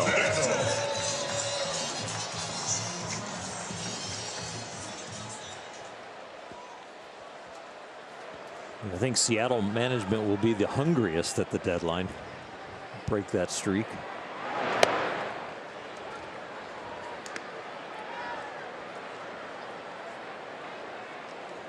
Jerry Dipoto, the GM there, always aggressive. Trades more than anybody. AJ Preller in San Diego, they're hungry there. The feeling is those two teams, probably more than any others, going to really be active. Alex Vesia getting loose. San Diego has a lot of assets in their minor league system and a lot of money. Alberto lofts one to right center field. Soto settles under it. 2 out. Also got a lot of money already committed. Huge deals for Machado and Tatis, of course. Hosmer still on the books.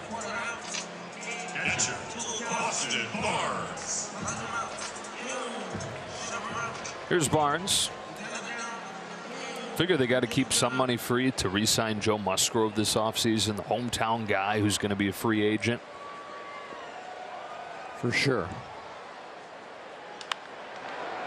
I mean, they've tried to strengthen the offense throughout, but they want to keep that starting pitching together and continue to progress in that department.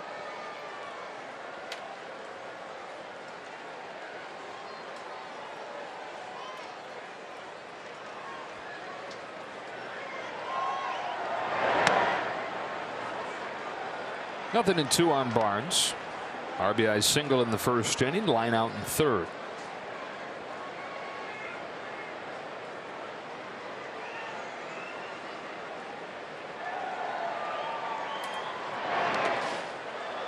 This one allows Turner to advance. Dodgers get another shot with a runner in scoring position. Something the first 2 games in this series did not go very well. 1 for 17 the first 2 games in the series. Justin Turner showing that he's healthy and confident with the rib cage feeling good. Nice slide.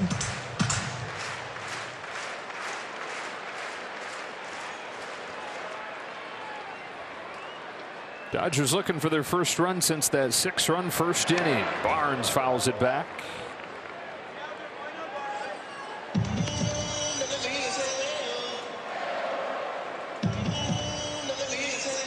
Four runs over the first 2 games of this series. 6 runs in the first inning alone today.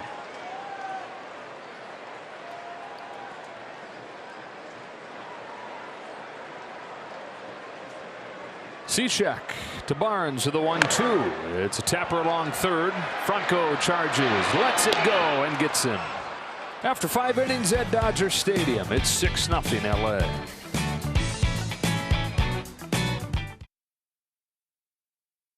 Stellar first half of the season on August 10th when the Twins come to town. The first 40,000 fans in attendance will receive a Freddie Freeman bobblehead presented by Spectrum.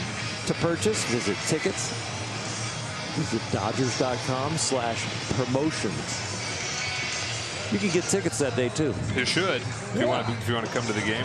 You know what? How about the bobblehead last night that sold this place out? Biggest crowd in baseball this year on a Tuesday night. Tuesday night against the Nats. How do you sell it out for sure?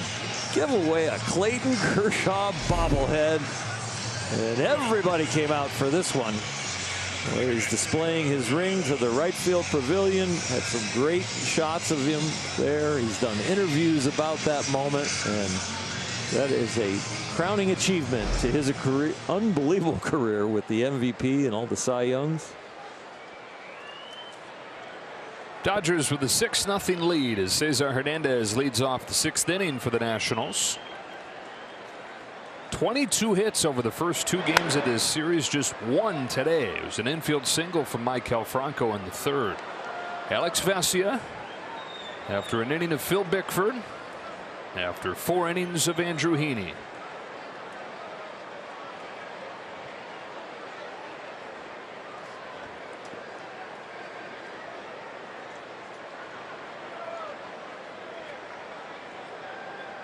The 0-1 pitch.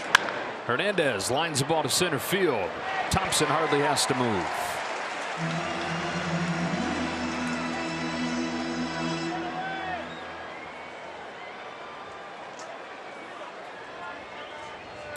Right fielder Juan Soto.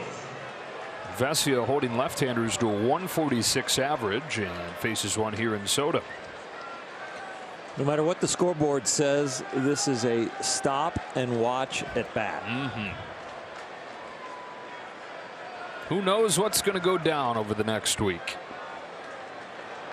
At some point, something's going to go down, whether it's a trade or eventually a contract gets figured out. But at the age of 23, there's still a lot of the story left to be written.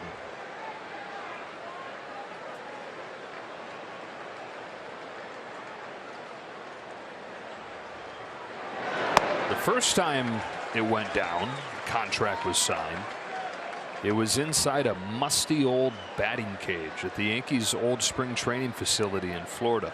There was a youth showcase tournament there. Juan Soto was playing in it.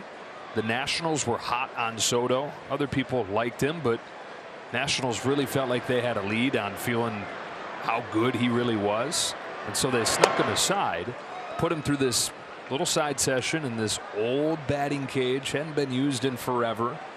And in that cage, on the spot, while another scout was peeking through trying to get his own look, they agreed to terms with Juan Soto on that contract.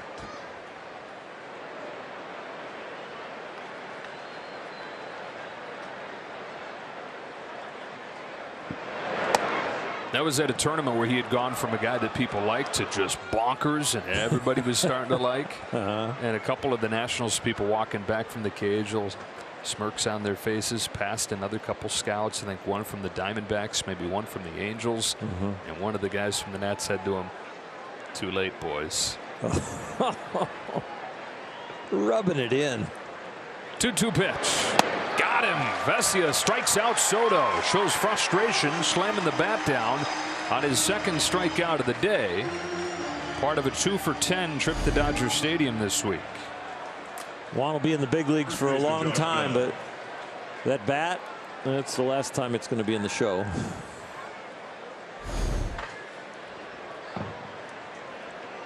Guy's only human. I mean, you figure these couple weeks, and really beyond these couple weeks, these couple years after first few years in the big leagues, he was on a contender. He was on a world championship team.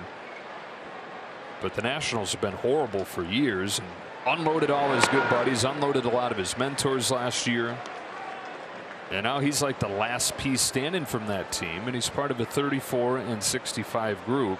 And now hearing all the trade rumors circulating and having to answer those questions every day. Probably not quite the same joy coming to the park each day as he had the first couple of years of his career.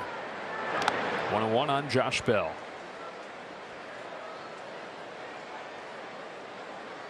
A lot of the national columnists and media guys are quoting executives of other teams, and they say he's got a really good chance of moving. We shall see if it's media driven or if it's legit.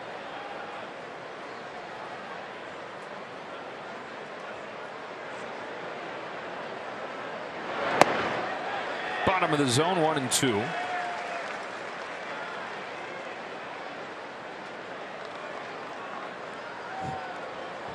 Low leverage, high leverage, always high body language. Yeah, high intensity.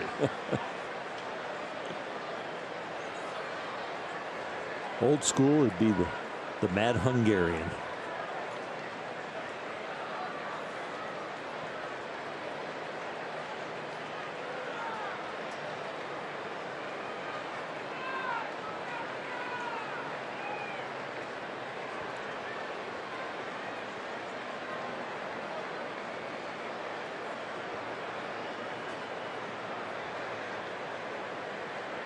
1-2 pitch. Bell takes a little bit low.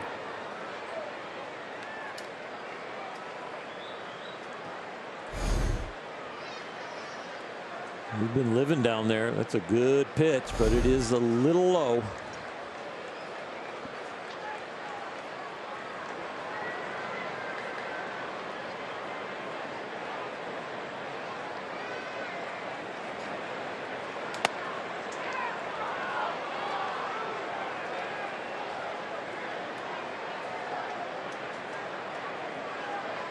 One more good one to get in the dugout. Baker's dozen he'd like to end this inning with as far as number of pitches.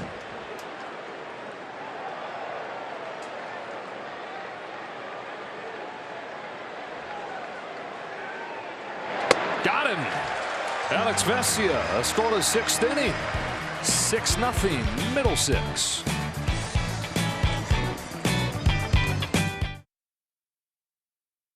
Inside that first inning where the Dodgers scored 6 2-out runs, and that is their game at this point.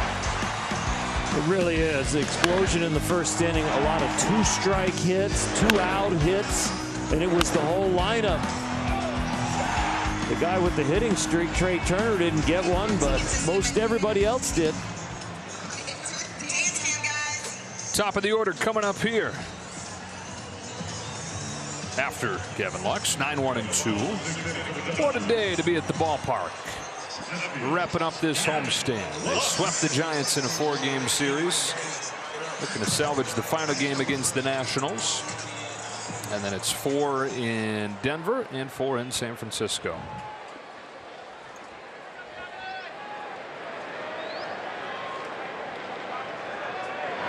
Lux is 2 for 2. Looking as comfy as ever doing it. So many different things to be happy about with Gavin Lux's large step forward this year. From feeling comfortable in the field, not letting the left field or second base bother him, not let the fact that they told him that he's going to be down in the bottom of the order at the beginning of the year and probably stay there and get comfortable. Then get elevated up into 6th and 5th and RBI situations, and that hasn't affected his approach or his production. And now against a tough lefty today, back in the 9-hole, it's still producing. Among second basemen, he is 3rd in average. He's 3rd in on base. Top 10 in slugging.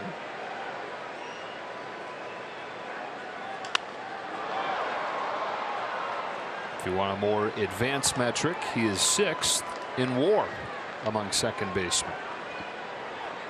Tommy Edman of the Cardinals is 1st.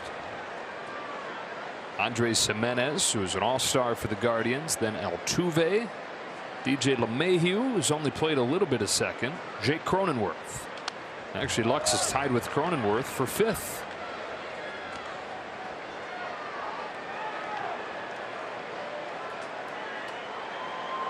All the different steps that he's made forward this year with all the different things that I mentioned are all the things that you kind of avoid as a manager doing to a younger player. But with Gavin Lux, they felt like he was ready, and they have spoon-fed him through the different stages of his development. And Dave Roberts in the front office are very proud of him and have communicated that now that he's finished and through all the transitions and movements in his responsibilities. Now, with that added responsibility has been at-bats against left-handed pitching that he wasn't necessarily getting early on in his career. He's already got more hits against lefties this year than he had over his first 3 years combined. A strike on Betts. 2 for 3.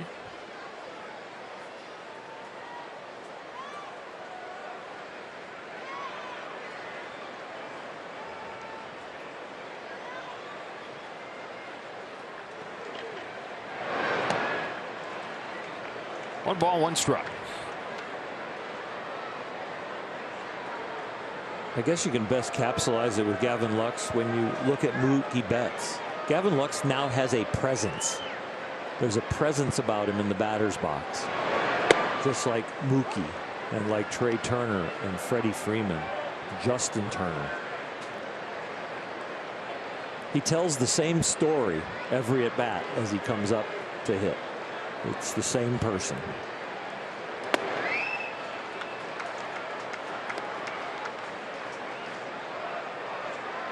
The reaction to the at bat and the results can be different, but within the at bat and getting into the batter's box, it's all the same again, just like these other guys.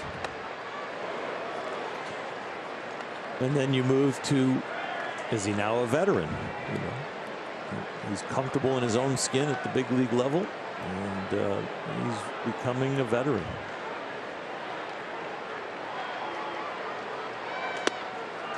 Betts takes the walk. Is that how you define veteran?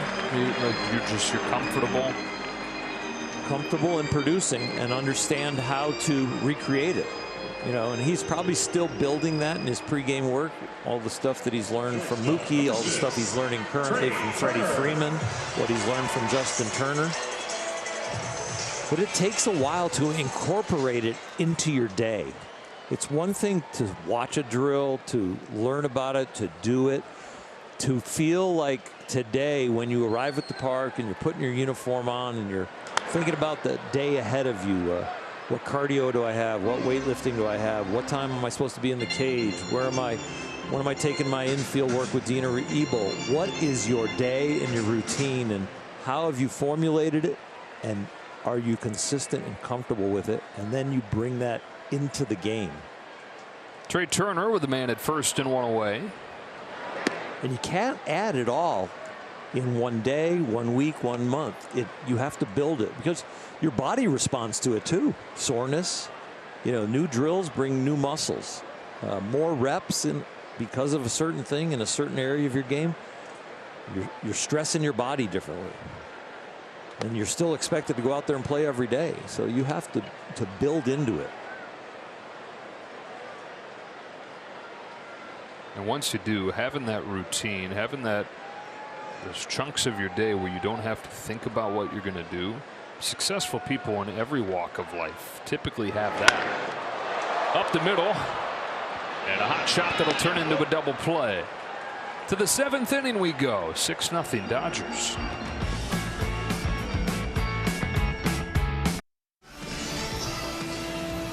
Dodger Baseball is brought to you by Jack in the Box. Introducing the new $5.99 double bacon cheesy Jack combo at Jack in the Box. Order on the Jack app today. And by the SoCal BMW Centers. BMW, the ultimate driving machine.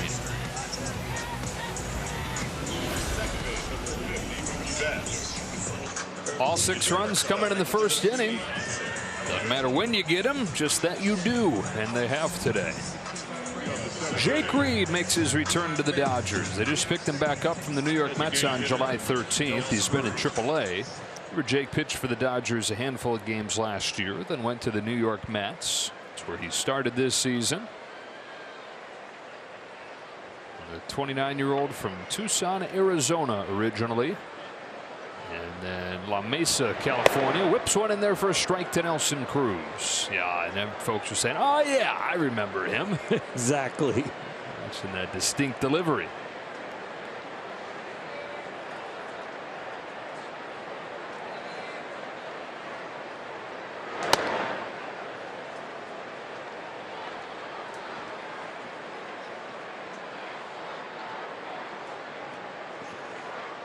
You like your bullpen to be successful, of course, but you also like them within the success to have different looks.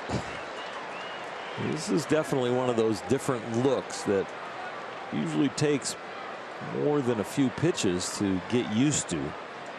Even if you know and have faced him before, still, it's a shock the next time you see him. 1-2. Cruz down on strikes. There are some defensive changes for you. Zach McKinstry comes into the game in right. That moves Mookie Betts to second base in anticipation of his start there. One of the games this weekend in Colorado. Alberto from second to short. And so Trey Turner and Freddie Freeman, 2 guys who have started every game this year, both off their feet with a big lead late.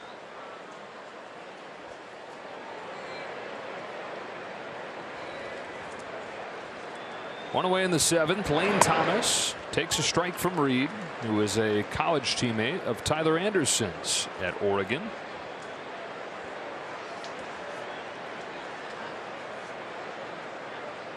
Originally drafted by the Minnesota Twins. They were the ones that had him start throwing from this angle. A couple of years into his pro career.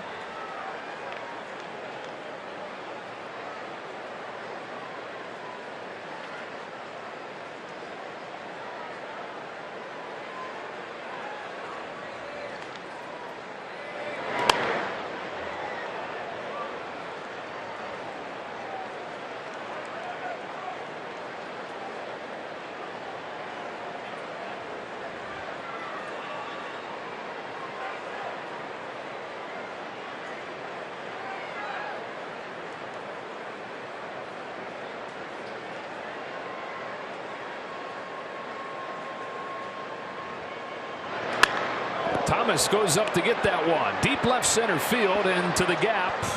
Extra bases for Thomas. First hit of the game for the Nationals that leaves the infield. Is a Lane Thomas double here in the 7th. A lot of top hand in this swing. He just kind of has to chop down on it to keep that feeling of chopping, keeps the barrel up. That right hand on a right-handed hitter stays strong.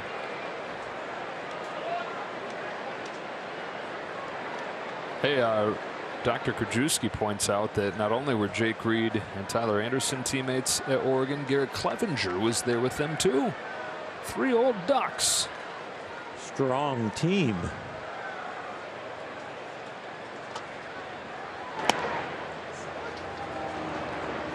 That was the first team at Oregon. They resurrected their program.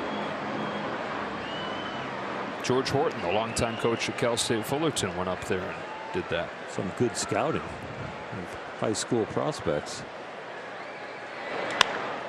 Luis Garcia lofting a ball down the right field line.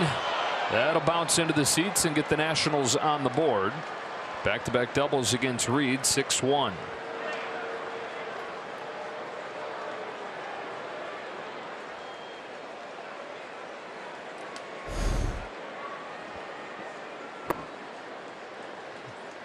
One top hands a double, and the next one drops the head of the bat, and one hops it into right field.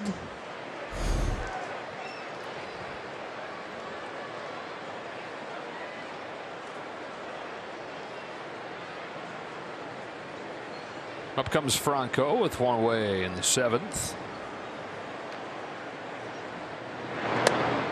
So the corresponding move of Jake Reed getting activated is Mitch White unfortunately getting optioned to Oklahoma City, which just stinks. And the Dodgers even know that, right? It's a business move that was not fun for them to make. Of course, it came with the caveat you're going to be back here sooner rather than later.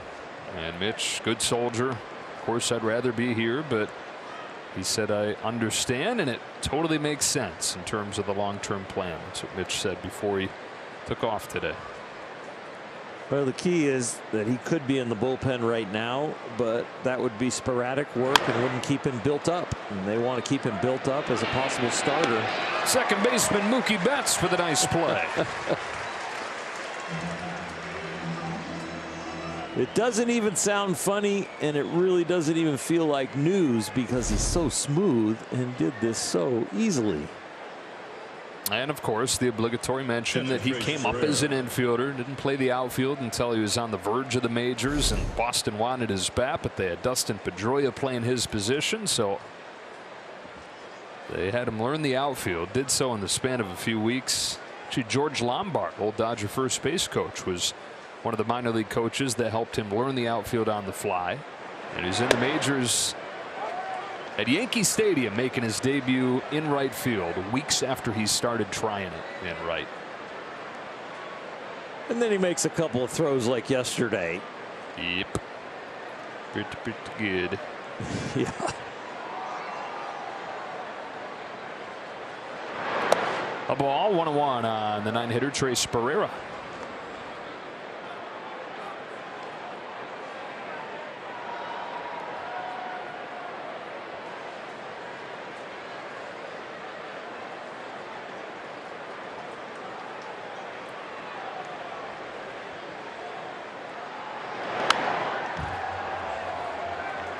moving Mookie to second base, but this is what he did in right field yesterday. This freezes a runner in the fourth. And then in the fifth, a 2-out base hit, go on the crack of the bat, maybe not go on Mookie. Like he's born a 300.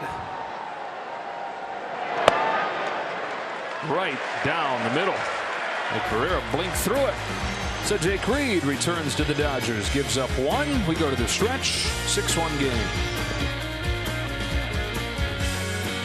To watch your Los Angeles Dodgers take on the San Diego Padres.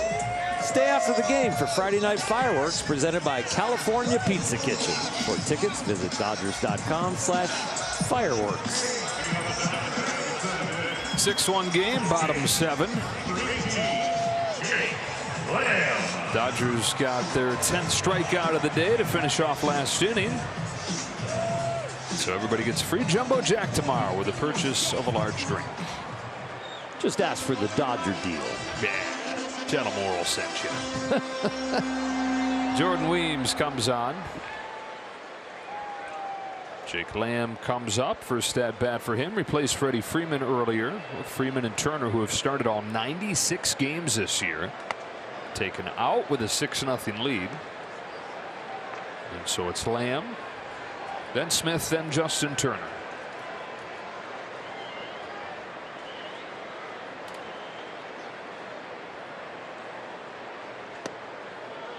All 97 games. Shorted him 1. Got game 100 coming up this weekend, which is always a fun landmark to look at and see. You compare to recent seasons where the record is.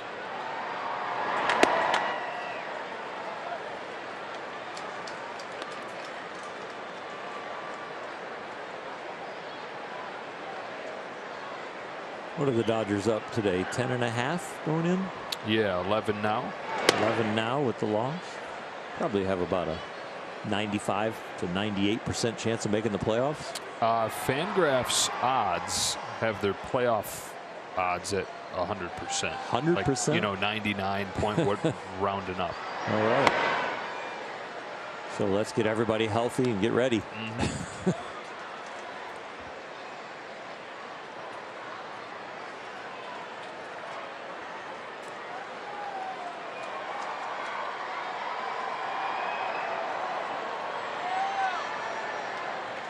From 3-0 to 3-2, Weems comes back home, and Lamb takes strike 3.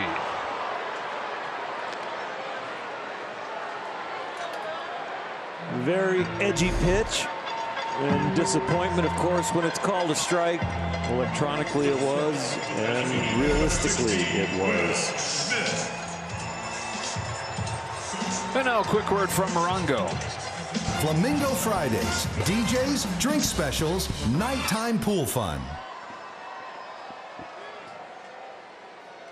Will Smith walked and scored in the first inning. He is one of his last 24, though, with the 0 for 2.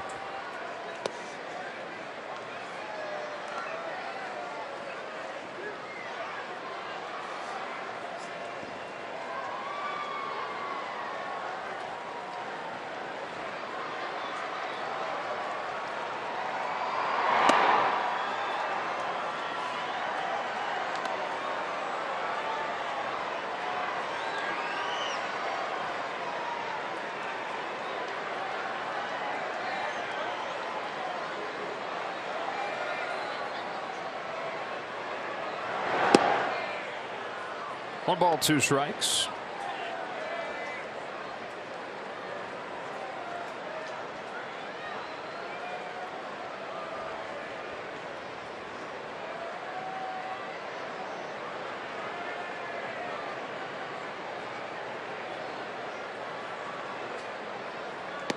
Two balls and 2 strikes.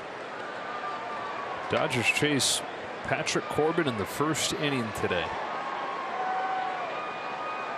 6 runs, 6 2-out runs. His defense helped the Dodgers.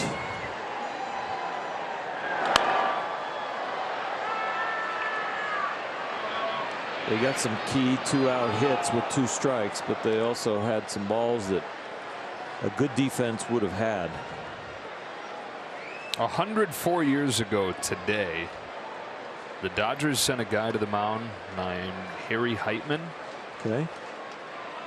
Major league debut. He, like Patrick Corbin, failed to get out of the first inning. Faced 4 batters.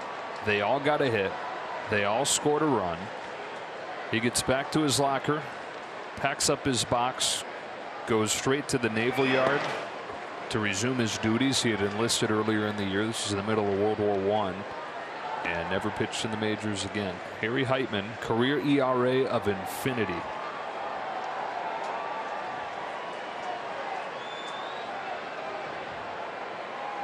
Thank you for your service, sir. But yeah, that's sad that he never got another shot. Smith flies one to left center field, carries pretty well, not well enough. Robles makes the catch. He did get to pitch several minor league seasons. Actually, Harry wound up moving to first base and outfield. Harry Heitman. Dodgers 6, Nationals 1, bottom of the 7th. Here's Turner.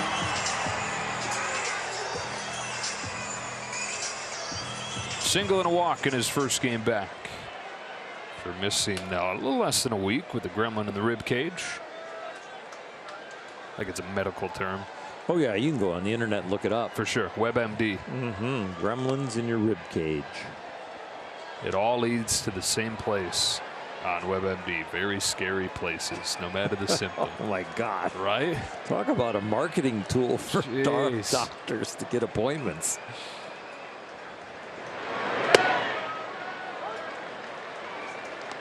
Got a twitch in my forearm. You have hours to live.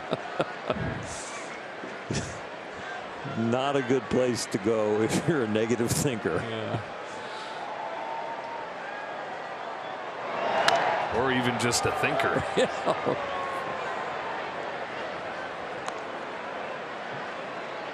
And when it comes to twitches in our forearms and hours to live, I think we all are. Oh boy.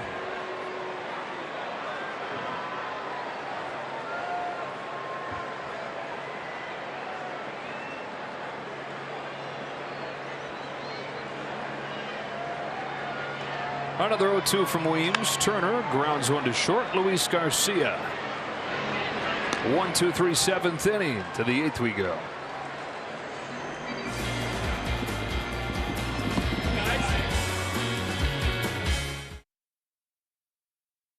Of the game, and it's Andrew Heaney's return that was so successful.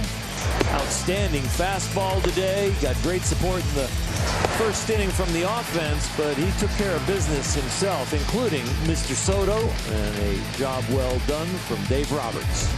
4 Ks over 4 scoreless. And now the goal becomes sustaining it, staying healthy. Chopper on the first pitch of the inning off of the bat of Victor Robles. One away, because this is what he's done every time he's pitched this year. It was 2 games and then 2 months on the IL, 1 game and then a month and a half on the IL.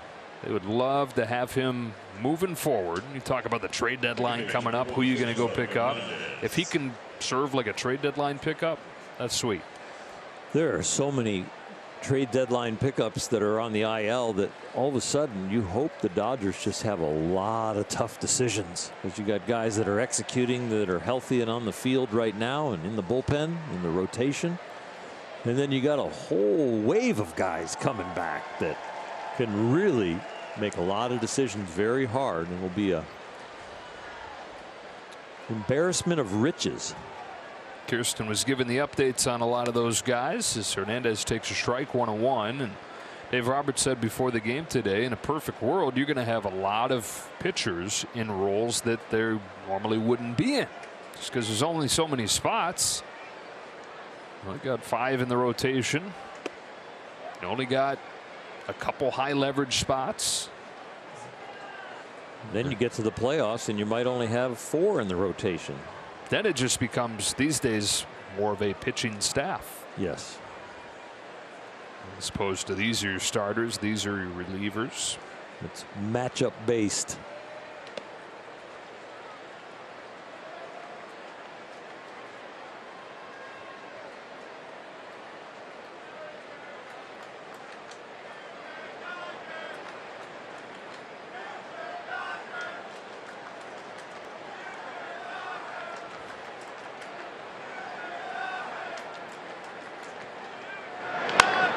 Hernandez scorches one down the line to the tune of future Dodger chants that he can own as he drills that double.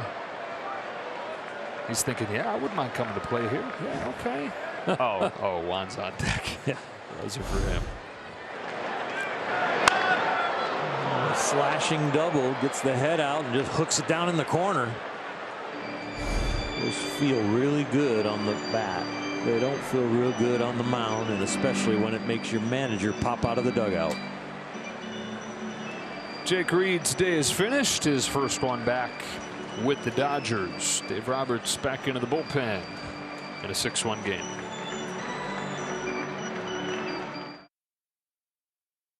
Deck 4 games in Colorado. Last trip to Coors Field this year. We'll start with Tyler Anderson tomorrow. Jose Urena goes for the Rockies. Rockies have dropped 5 of their last 6 games. They're in a 3-3 tie at the moment with the White Sox. David Price is probably saying, what is going on around here, guys? Don't you know how old I am? This is my 4th outing in 6 days. I'm not getting paid enough for this. Okay, we can't go there. 36 years old out of Murfreesboro, Tennessee. Yeah. I think David would agree with that reaction. That's a very professional reaction. He's on for Juan Soto. It takes a strike. David last 12 games, a 1.64 ERA. The more he works, the better he gets. We saw some frustration from Juan Soto his last time as he struck out, slammed his bat down. He's in an 0-2 hole here. 2 for 10 in this series, which is fine for anybody. It's just you normally don't see a 2 for 10 with the frustration coloring it that we've seen from Soto.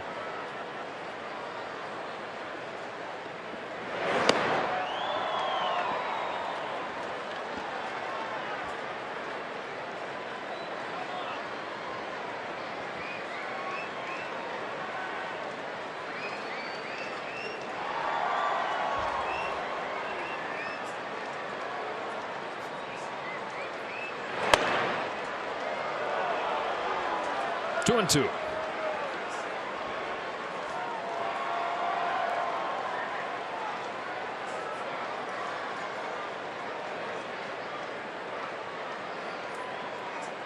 I think a way to know he's not quite feeling right is that there was no Soto shuffle on that good take.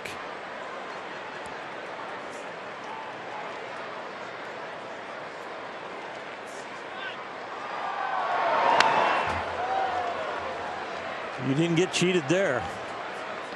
High fastball and he let it go. Yes, that was a little high. Probably a ball. Nice pass at it.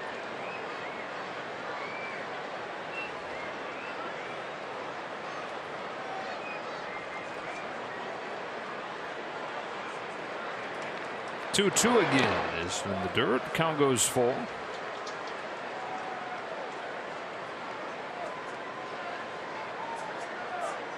Must watch TV.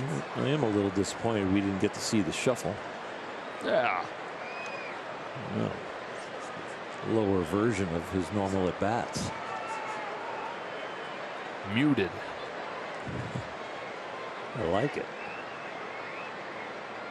Payoff pitch. Soto will pop it up and to left. Gavin Lux, first start of the second half out there, makes the catch. 2 out.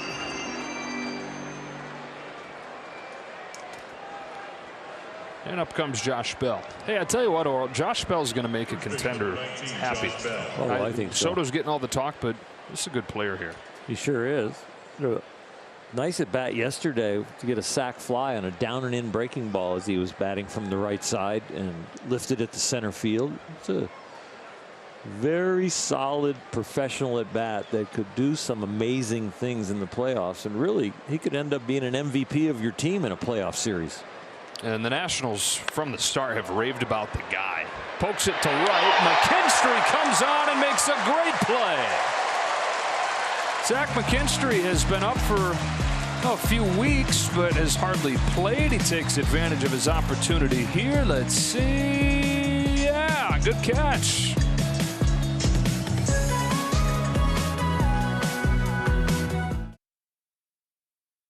It's 5 consecutive hits, Jerry, in the first inning with runners in scoring position. The Dodgers are clutch once again. Need 3 more outs to end this mini 2-game skid. We'll see you right after the game. Andres Machado comes into the game for the Nationals. Dodgers up 6-1, bottom of the 8th. Machado got some big outs in the first game of this series. Trace Thompson, strike 1.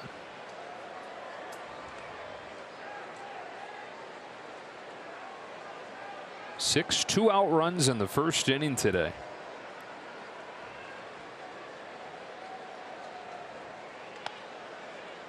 There hasn't been much since the first, and not that they need to mount an attack, but they sure would like to, I would think, in this part of the order. Trace and Hanser tack on, get some knocks. Both those guys knocked in runs in that first inning. They get on base, push somebody around, just to have a little momentum going into the road trip. Trace Thompson on this homestand on base more than half the time. Playing pretty much every day at this point.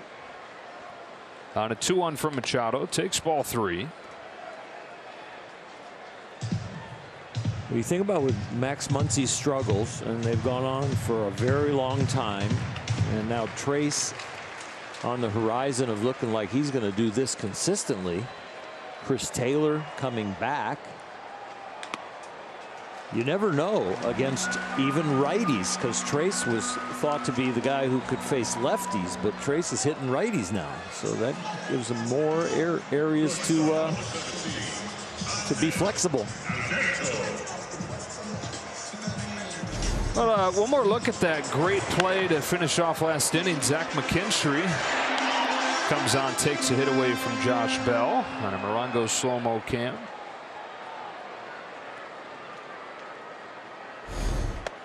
Hanser Alberto, ball 1. So hard to dive face first and get your glove in the position to catch, and you see more and more big leaguers like Zach was right there kind of slide off to the side of it to gain ground and have your glove in the proper place. Big swing, routine fly in left field. It's Lane Thomas. You can't go out there and put on a Dodger uniform in right field right now and not be sweet.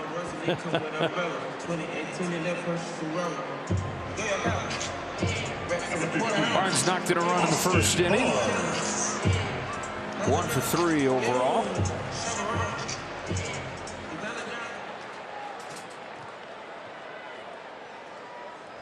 Everybody in the Dodger starting lineup has a hit except for Will Smith.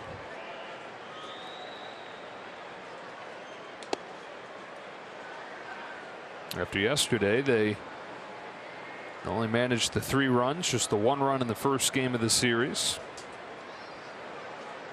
Those, of course, have been the blips, though. Offense has been awesome the last month. We talk about the pitching being so consistently good, but what has really made the difference between the good runs and the bad runs, because the pitching has kind of been a given, it's been the offense. You had the 12 and 14 stretch late May through late June, and they were scoring more than a run per game less than they have the rest of the year in that time.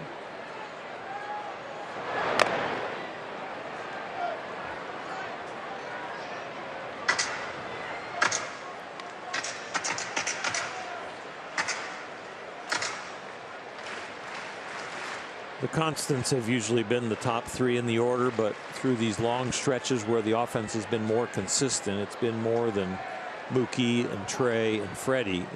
And everybody else started to contribute, including that guy who is still hot after coming back from a few days off because of that gremlin in his side.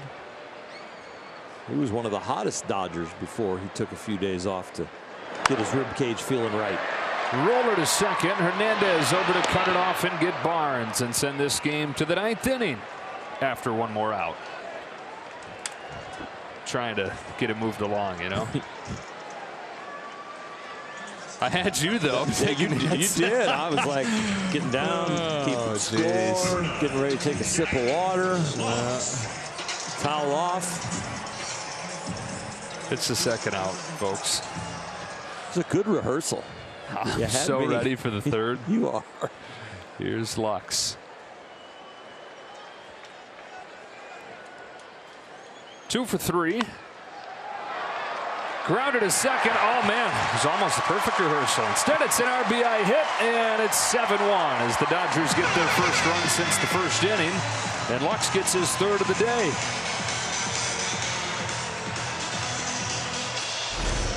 Had one of the sweetest line drives you're ever going to see back in the 4th to left field, an opposite field line drive. Here he gets one of the weakest hits you will see, but he'll take them both.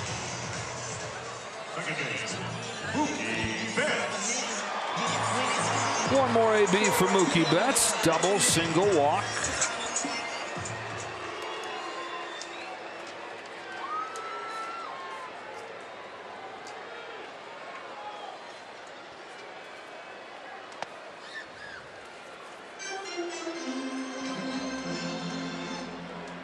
Gavin Lux, by the way, above 300 now with a 3 for 4 day.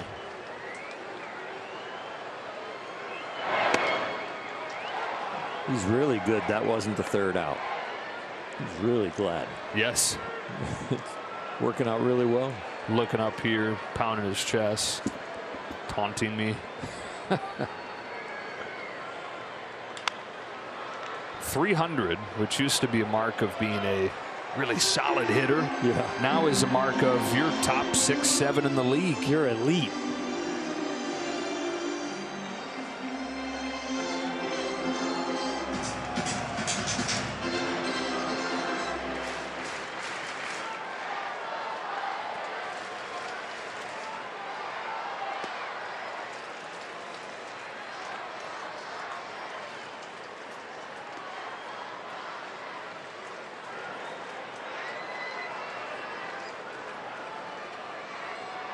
In terms of average, Mookie not where he normally is.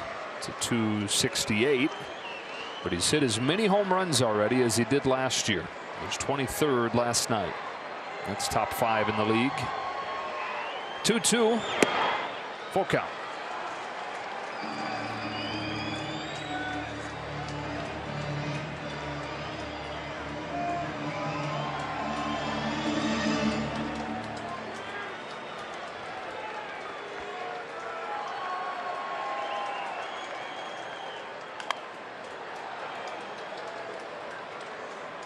Mookie has his own get off me ball swing where he kind of arches his back, pulls his hands in, and pulls that ball foul with his top hand. Get off me. It kind of clears. That one wasn't as inside as normal, but that's his approach to react to the inside pitches. Shout out Dieter, by the way, playing Baby Shark. Keeping the mood light. 2-out walk.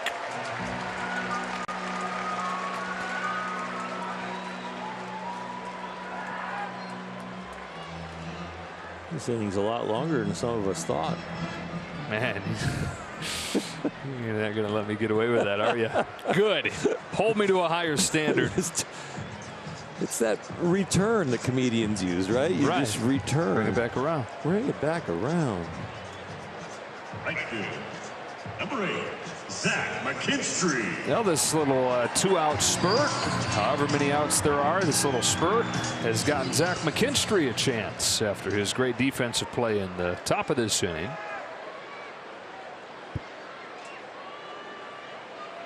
McKinstry feels like he's been here most of the year, but he's only got 8 at-bats.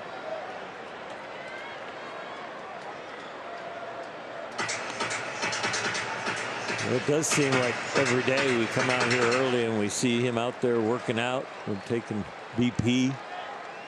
It's like, all right, when's he going to be back in there?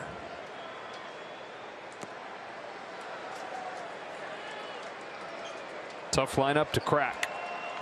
Yep.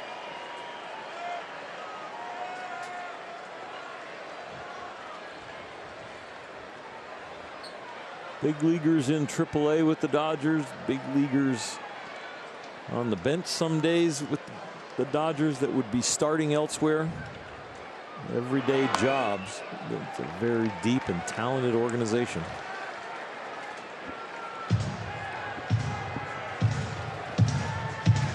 They all end up getting used during the year, but some with a lot less at bats or innings pitched than they would if they were in another organization.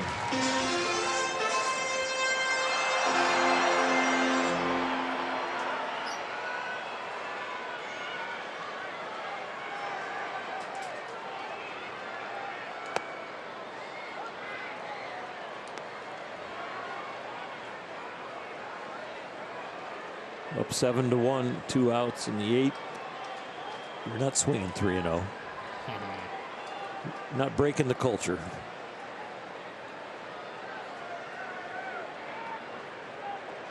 On 3-1, he does swing and it's foul.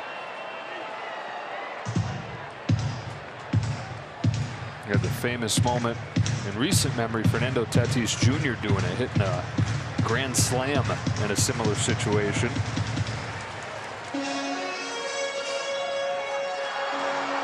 In Texas, I think 2 years ago. It's a debate that goes on and on with managers, coaches, players, one bench to the other, depending on what side of the equation you're on. What was interesting on that one is that his manager, Jace Tingler, at the time said, not cool. Yeah. His own manager. 3-2. There go the runners. Pitch is in the dirt. Bases are loaded.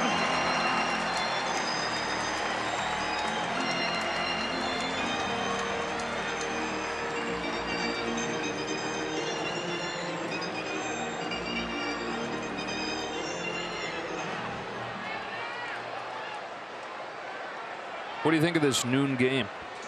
Noon start time. You like it? I do. I think baseball does it sometimes as a businessman special, and then other times it does it to help travel. A lot of teams are changing time zones, and it's going to be a rough travel day. They don't have a big difference between a 1 o'clock start and a noon start. Love day games here. It's so beautiful. Yeah. We haven't hit our real hot streak as far as temperatures here in Los Angeles, but that's coming, I think, in August and September. Never forget the World Series in 2017. It was like 105 degrees at the end of October. But yeah, today, perfect day to have a noon game. Temperature in the low 80s. Actually, right now, the temperature reading on the scoreboard is 78. Jake Lamb, bases loaded, 2 out, strike 1. What's your perfect temperature? I like it a little colder as a pitcher. So I like it 52. Oh, wow. 57. I don't like heat or the sun. Makes the ball travel too far. What about now? Like now? Recently retired from that pitching thing. Recently retired? Yeah, 71 is nice.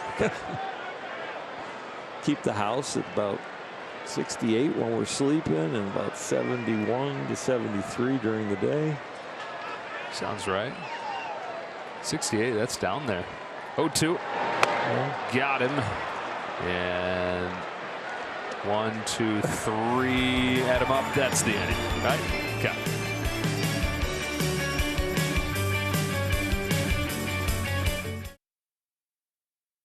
Brought to you by Morongo Casino Resort and Spa. Good times, less than 90 minutes from wherever you are.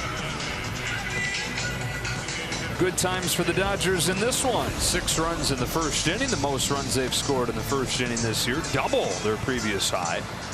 And they added 1 in the 8th on Gavin Lux's 3rd hit of the day. David Price trying to go the final inning plus.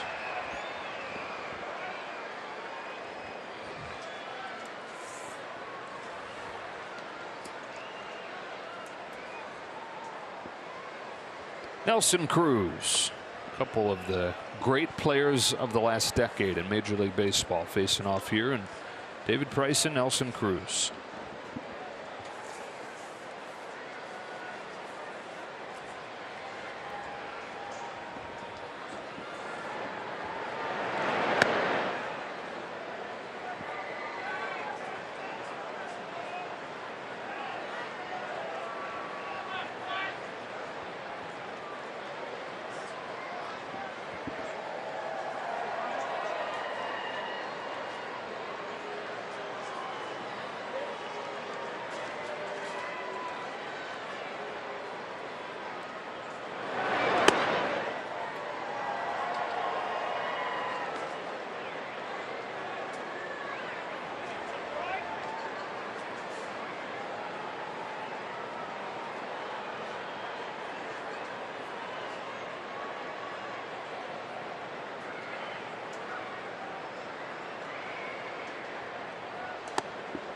Four-pitch walk to open the 9th inning.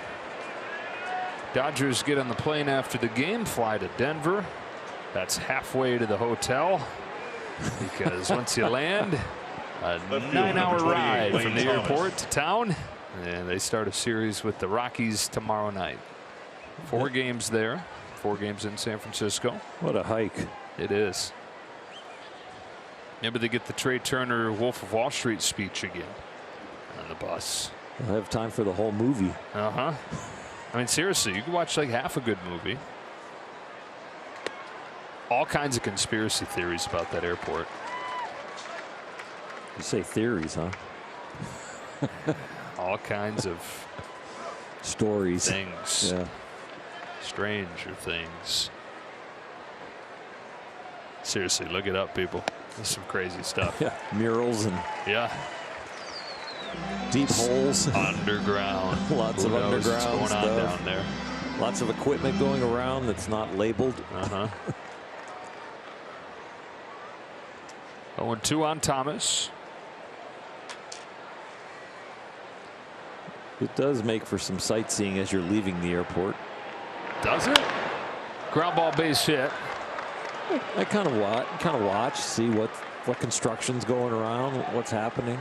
Oh, you mean like investigative sites? Yeah, just like checking out the window what you're driving by. Yeah, like nice airplane. What could that be? Why is there all of a sudden a big, huge hill with no reason to have a hill there? It looks man-made. Yeah.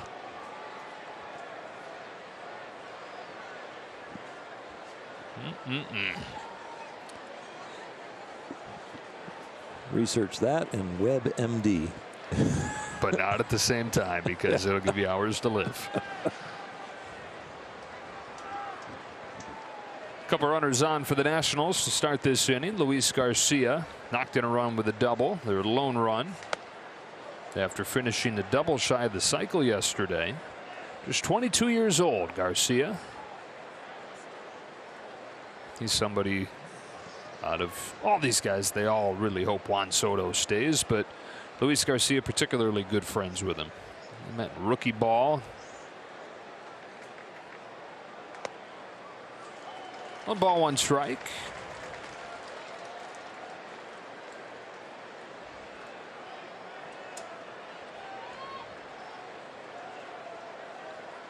Garcia playing shortstop. They think probably long-term second base for him. He can hit.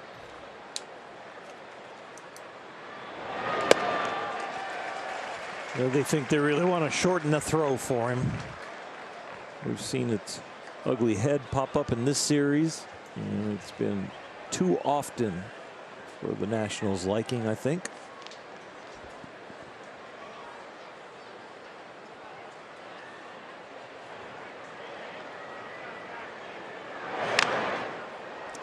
Ooh.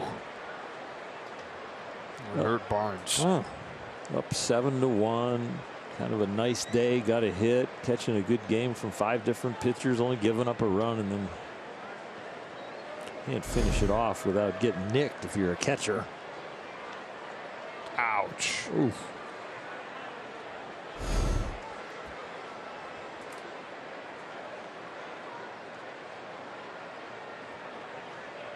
Just shakes it right off, gets back down there, and that's why he's the guy that was one of the top vote getters in who you don't want to see in a cage match. Yeah. Was it Barnes and Gratterall were the finalists? Yeah. Joe Kelly was in there. So Joe Kelly was crazy. Crazy Joe Kelly. Take 5 punches to give you 1. The unstoppable Joe Kelly.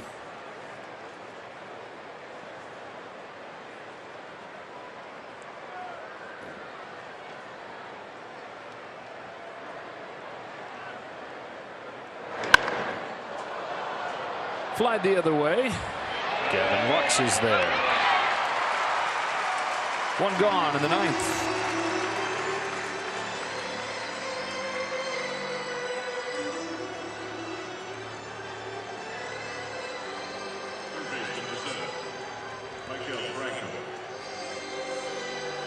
And now Maikel Franco to the plate.